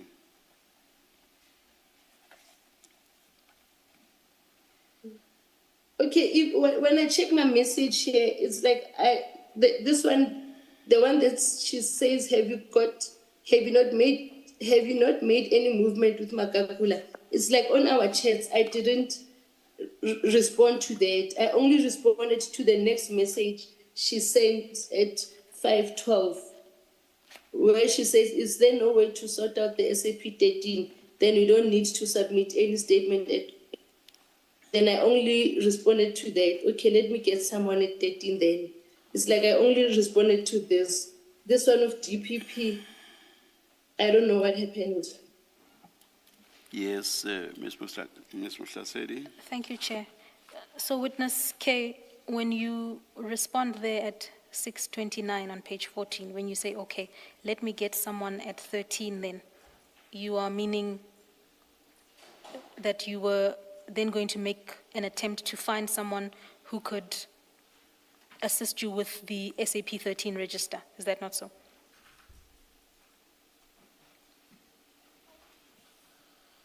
Yes, I think it was like that. It's just that with Officer Kesha, I won't say she was on my nerve, but it's someone who kept on calling, and if you don't answer her, it will be as if I'm avoiding her or I got what I wanted. Then she's on her own and all that. So I think sometimes I will just answer just for her to think that I am working on it, even though I know that I was not doing any research of someone working at SAP 13 and all that. That's not entirely true. What I see here is that you were trying to save your skin because she was not prepared to say that it was an informer that had started all this, and you were pushing her to say that, and you were saving your skin because she wanted to say it was you that started it, and you did not want her to say that.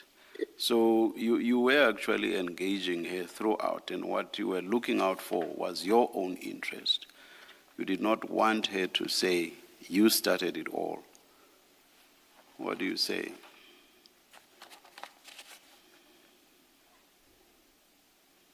Okay, I acknowledge, Chairperson.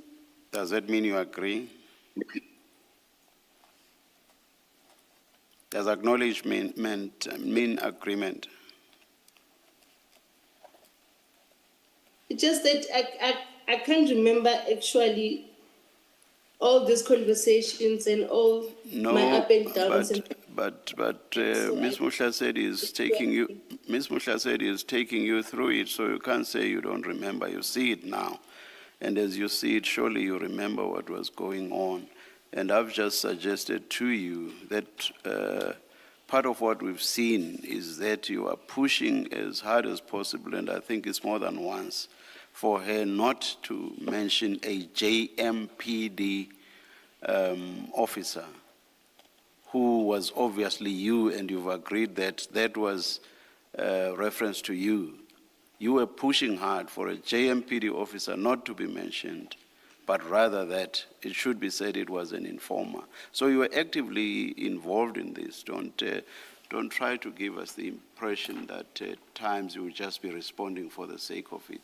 You were closely on the lookout to look out for anything that just might implicate you. Is that not correct?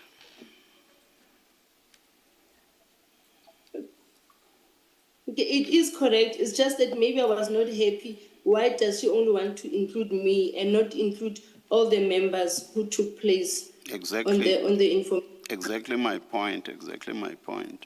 You did not want to be included. But you said you agree. All right, thank you. Yes, Ms. Muhlasedi. Thank you, Chair. If we can move on, Witness K, we're still on page 14.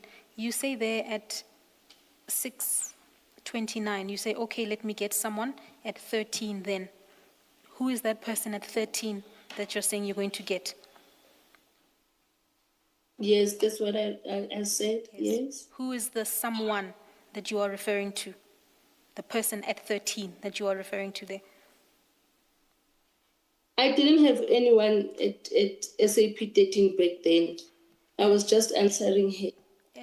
And so when you say you're going to get someone at 13, so if you're saying you didn't have someone, but you're saying in the sentence that you're going to get someone, that suggests you're going to make an effort to get someone then.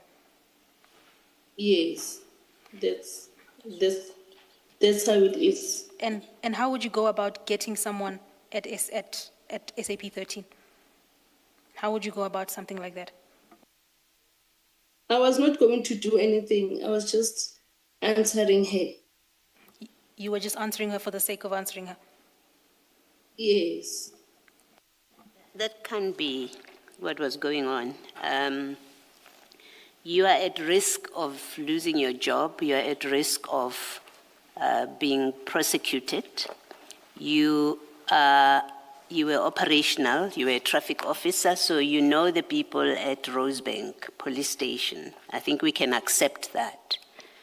You can contradict me, but I want to assume or take it as a given that in the normal course of the discharge of your functions in the JMPD, you would have worked and have some contacts and relationships work relationships with people in Rosebank Police Station. So as you consistently talk about collecting the stones, remember you did say to us that you were hoping to collect the stones from Mr. Simon, have them entered in the SAP 13 form, and then register and then take it to police station. Somehow you say you were thinking you would do that. So you were not just answering here. You still were thinking that there is a way. You still believed there was a way where you could pull this off. Surely.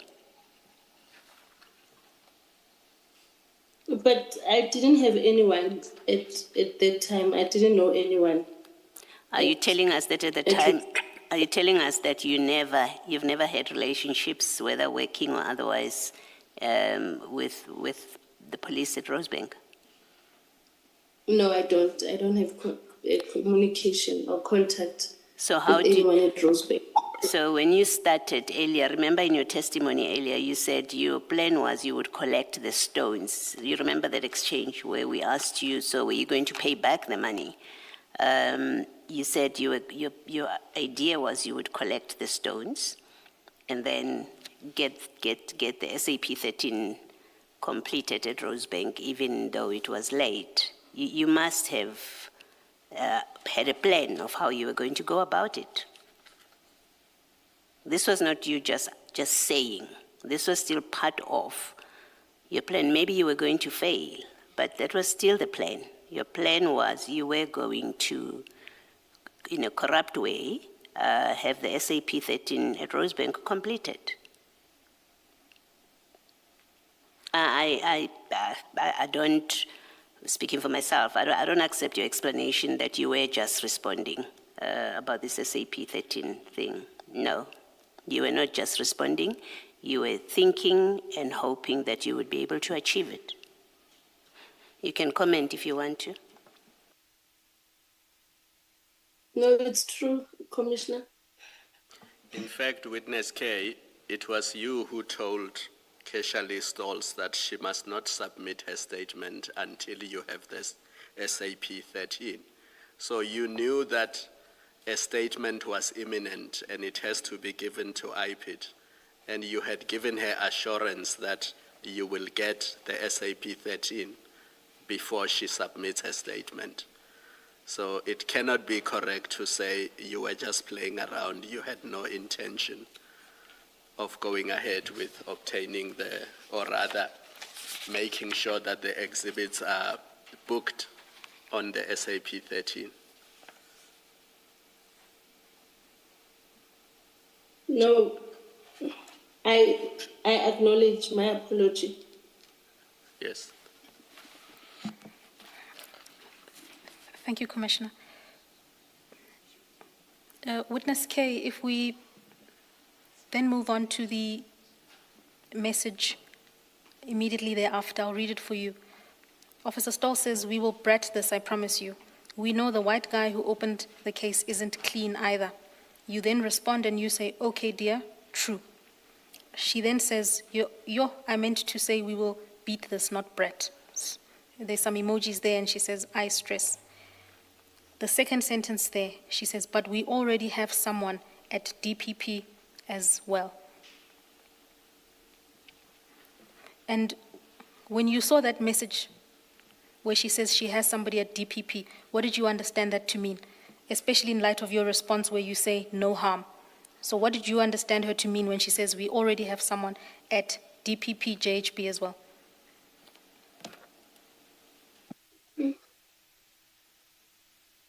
I don't want to lie. You know, when I see this word DPP, my mind just go blank. I can't remember. I don't want to lie. I can't recall what came in my mind as I was replying. I don't want to lie. So, Witness K, you'll remember that on the page before, Officer Stolz had told you that we have made plans to sort out the DPP that side when the case goes. So she's clearly saying Yes. there's a plan, and that plan involves somebody in the office of the DPP, and it relates to the case. So where we're reading now, she's confirming to you what she already said before, which is we already have someone at the DPP. Is that not so? Yes, I see it. And can I ask you, just the message above that, when Officer Stoll said to you at 6:30, "We know the white guy who opened the case isn't clean either," your response to her was, "Okay, dear, true." What are you saying is true there? Why is she saying the white guy who opened the case isn't clean either?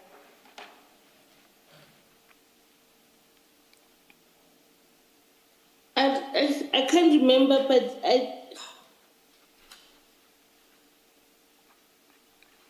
You can't recall, I don't.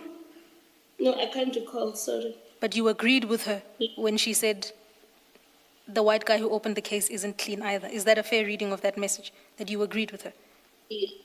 Yes, I did agree. You also agreed with her, you also reply there at 6:33, when she says to you, "I meant to say we will beat this," and she says, we already have someone at DPP, you then say no harm, and we'll keep on praying. So when you say no harm, is that to be read with her message, and you're saying there's no harm in having somebody at DPP as well? How do we read those two messages together? Yeah, I think I was replying to that. And if you go But I down, was, sorry? if you go down Okay, that, Witness K? Okay, no, I'm listening. Okay. If you go to the bottom of the page at 635, Officer Stoll says, those rocks, he won't ever get a permit for it, right? So he can never claim it from SAPS anyway. And you respond there to say, true. What do you mean? What do you mean by that? That because there was no permit, he couldn't claim it?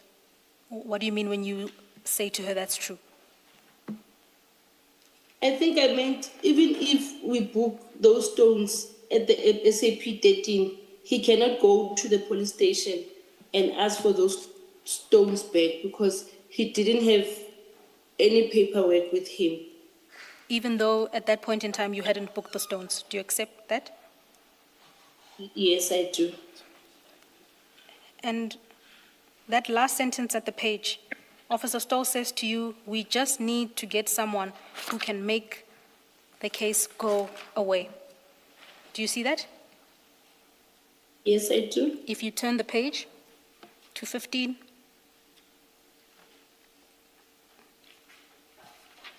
the message is repeated again at the top. It says, we just need to get someone who can make the case go away. And the first two words that you respond to there, you say, will get. You see that? Yes, I see. And what do you mean by that? By will get, in respect of her saying you need somebody who can make the case go away? Are you suggesting that somebody who can make the case go away will be found? What does that mean? Can I read it? I'm sorry.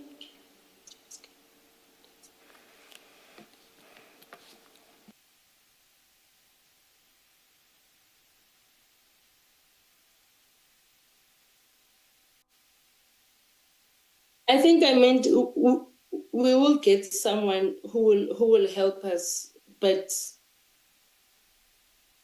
I don't know who was in mind at the time.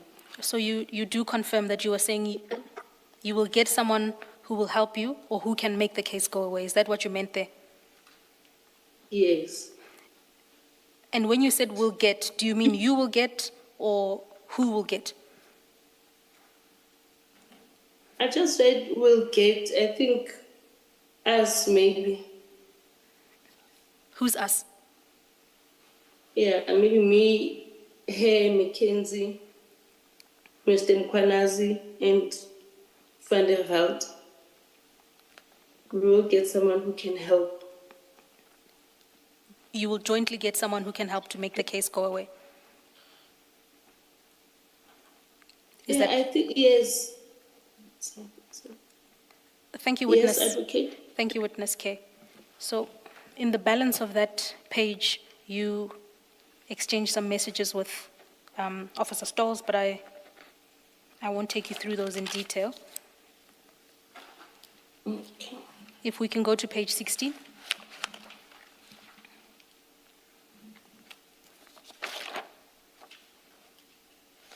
If you see the date on the top of that page is cut off, but if you just flip back to the bottom of page 15, do you see that the date is the 16th of May?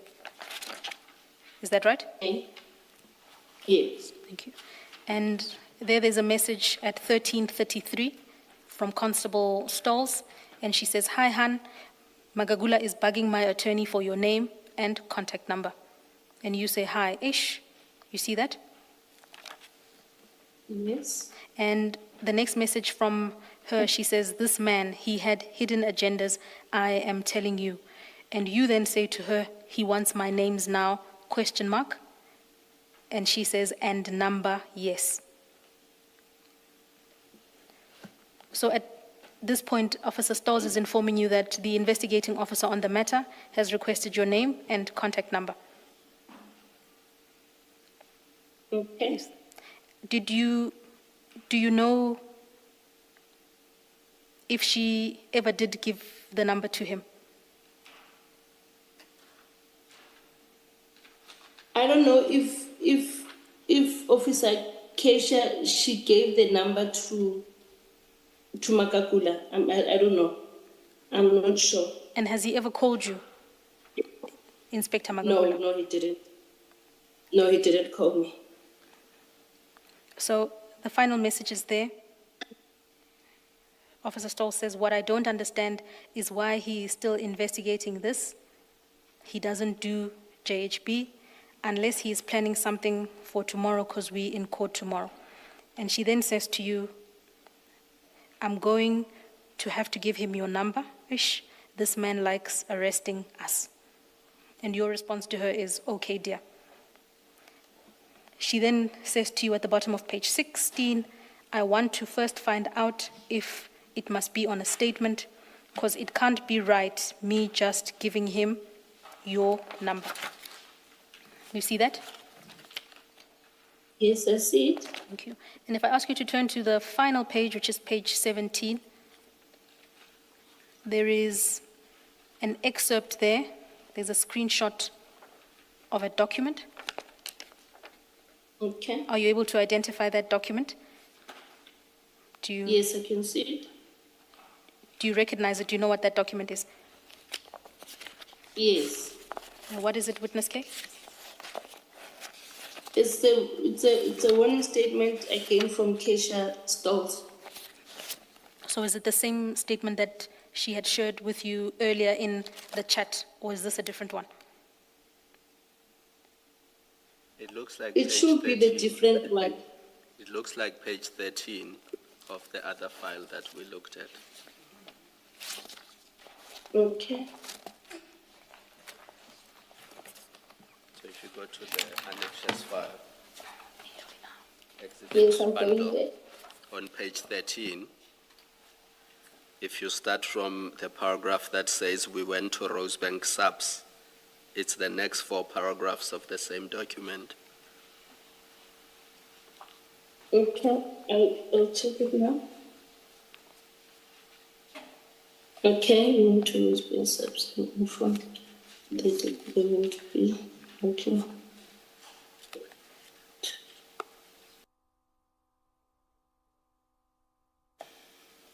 Okay. Okay.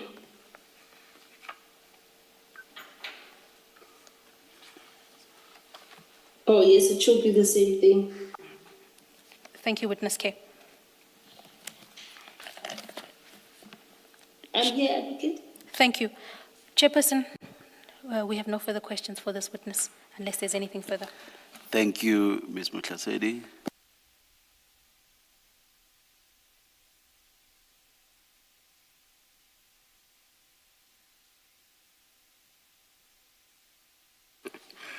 Witness K, am I correct that at the time of the incident in February 23, you were a JMPD officer, right? Yes. And JMPD, you have a code of conduct applicable to JMPD officers, and you also take an oath when you become a JMPD officer, am I correct? It's true, Commissioner. As you were doing what you were doing that day with these 4 people, surely you must have known that you are violating the oath and the code of conduct and you are breaking the law.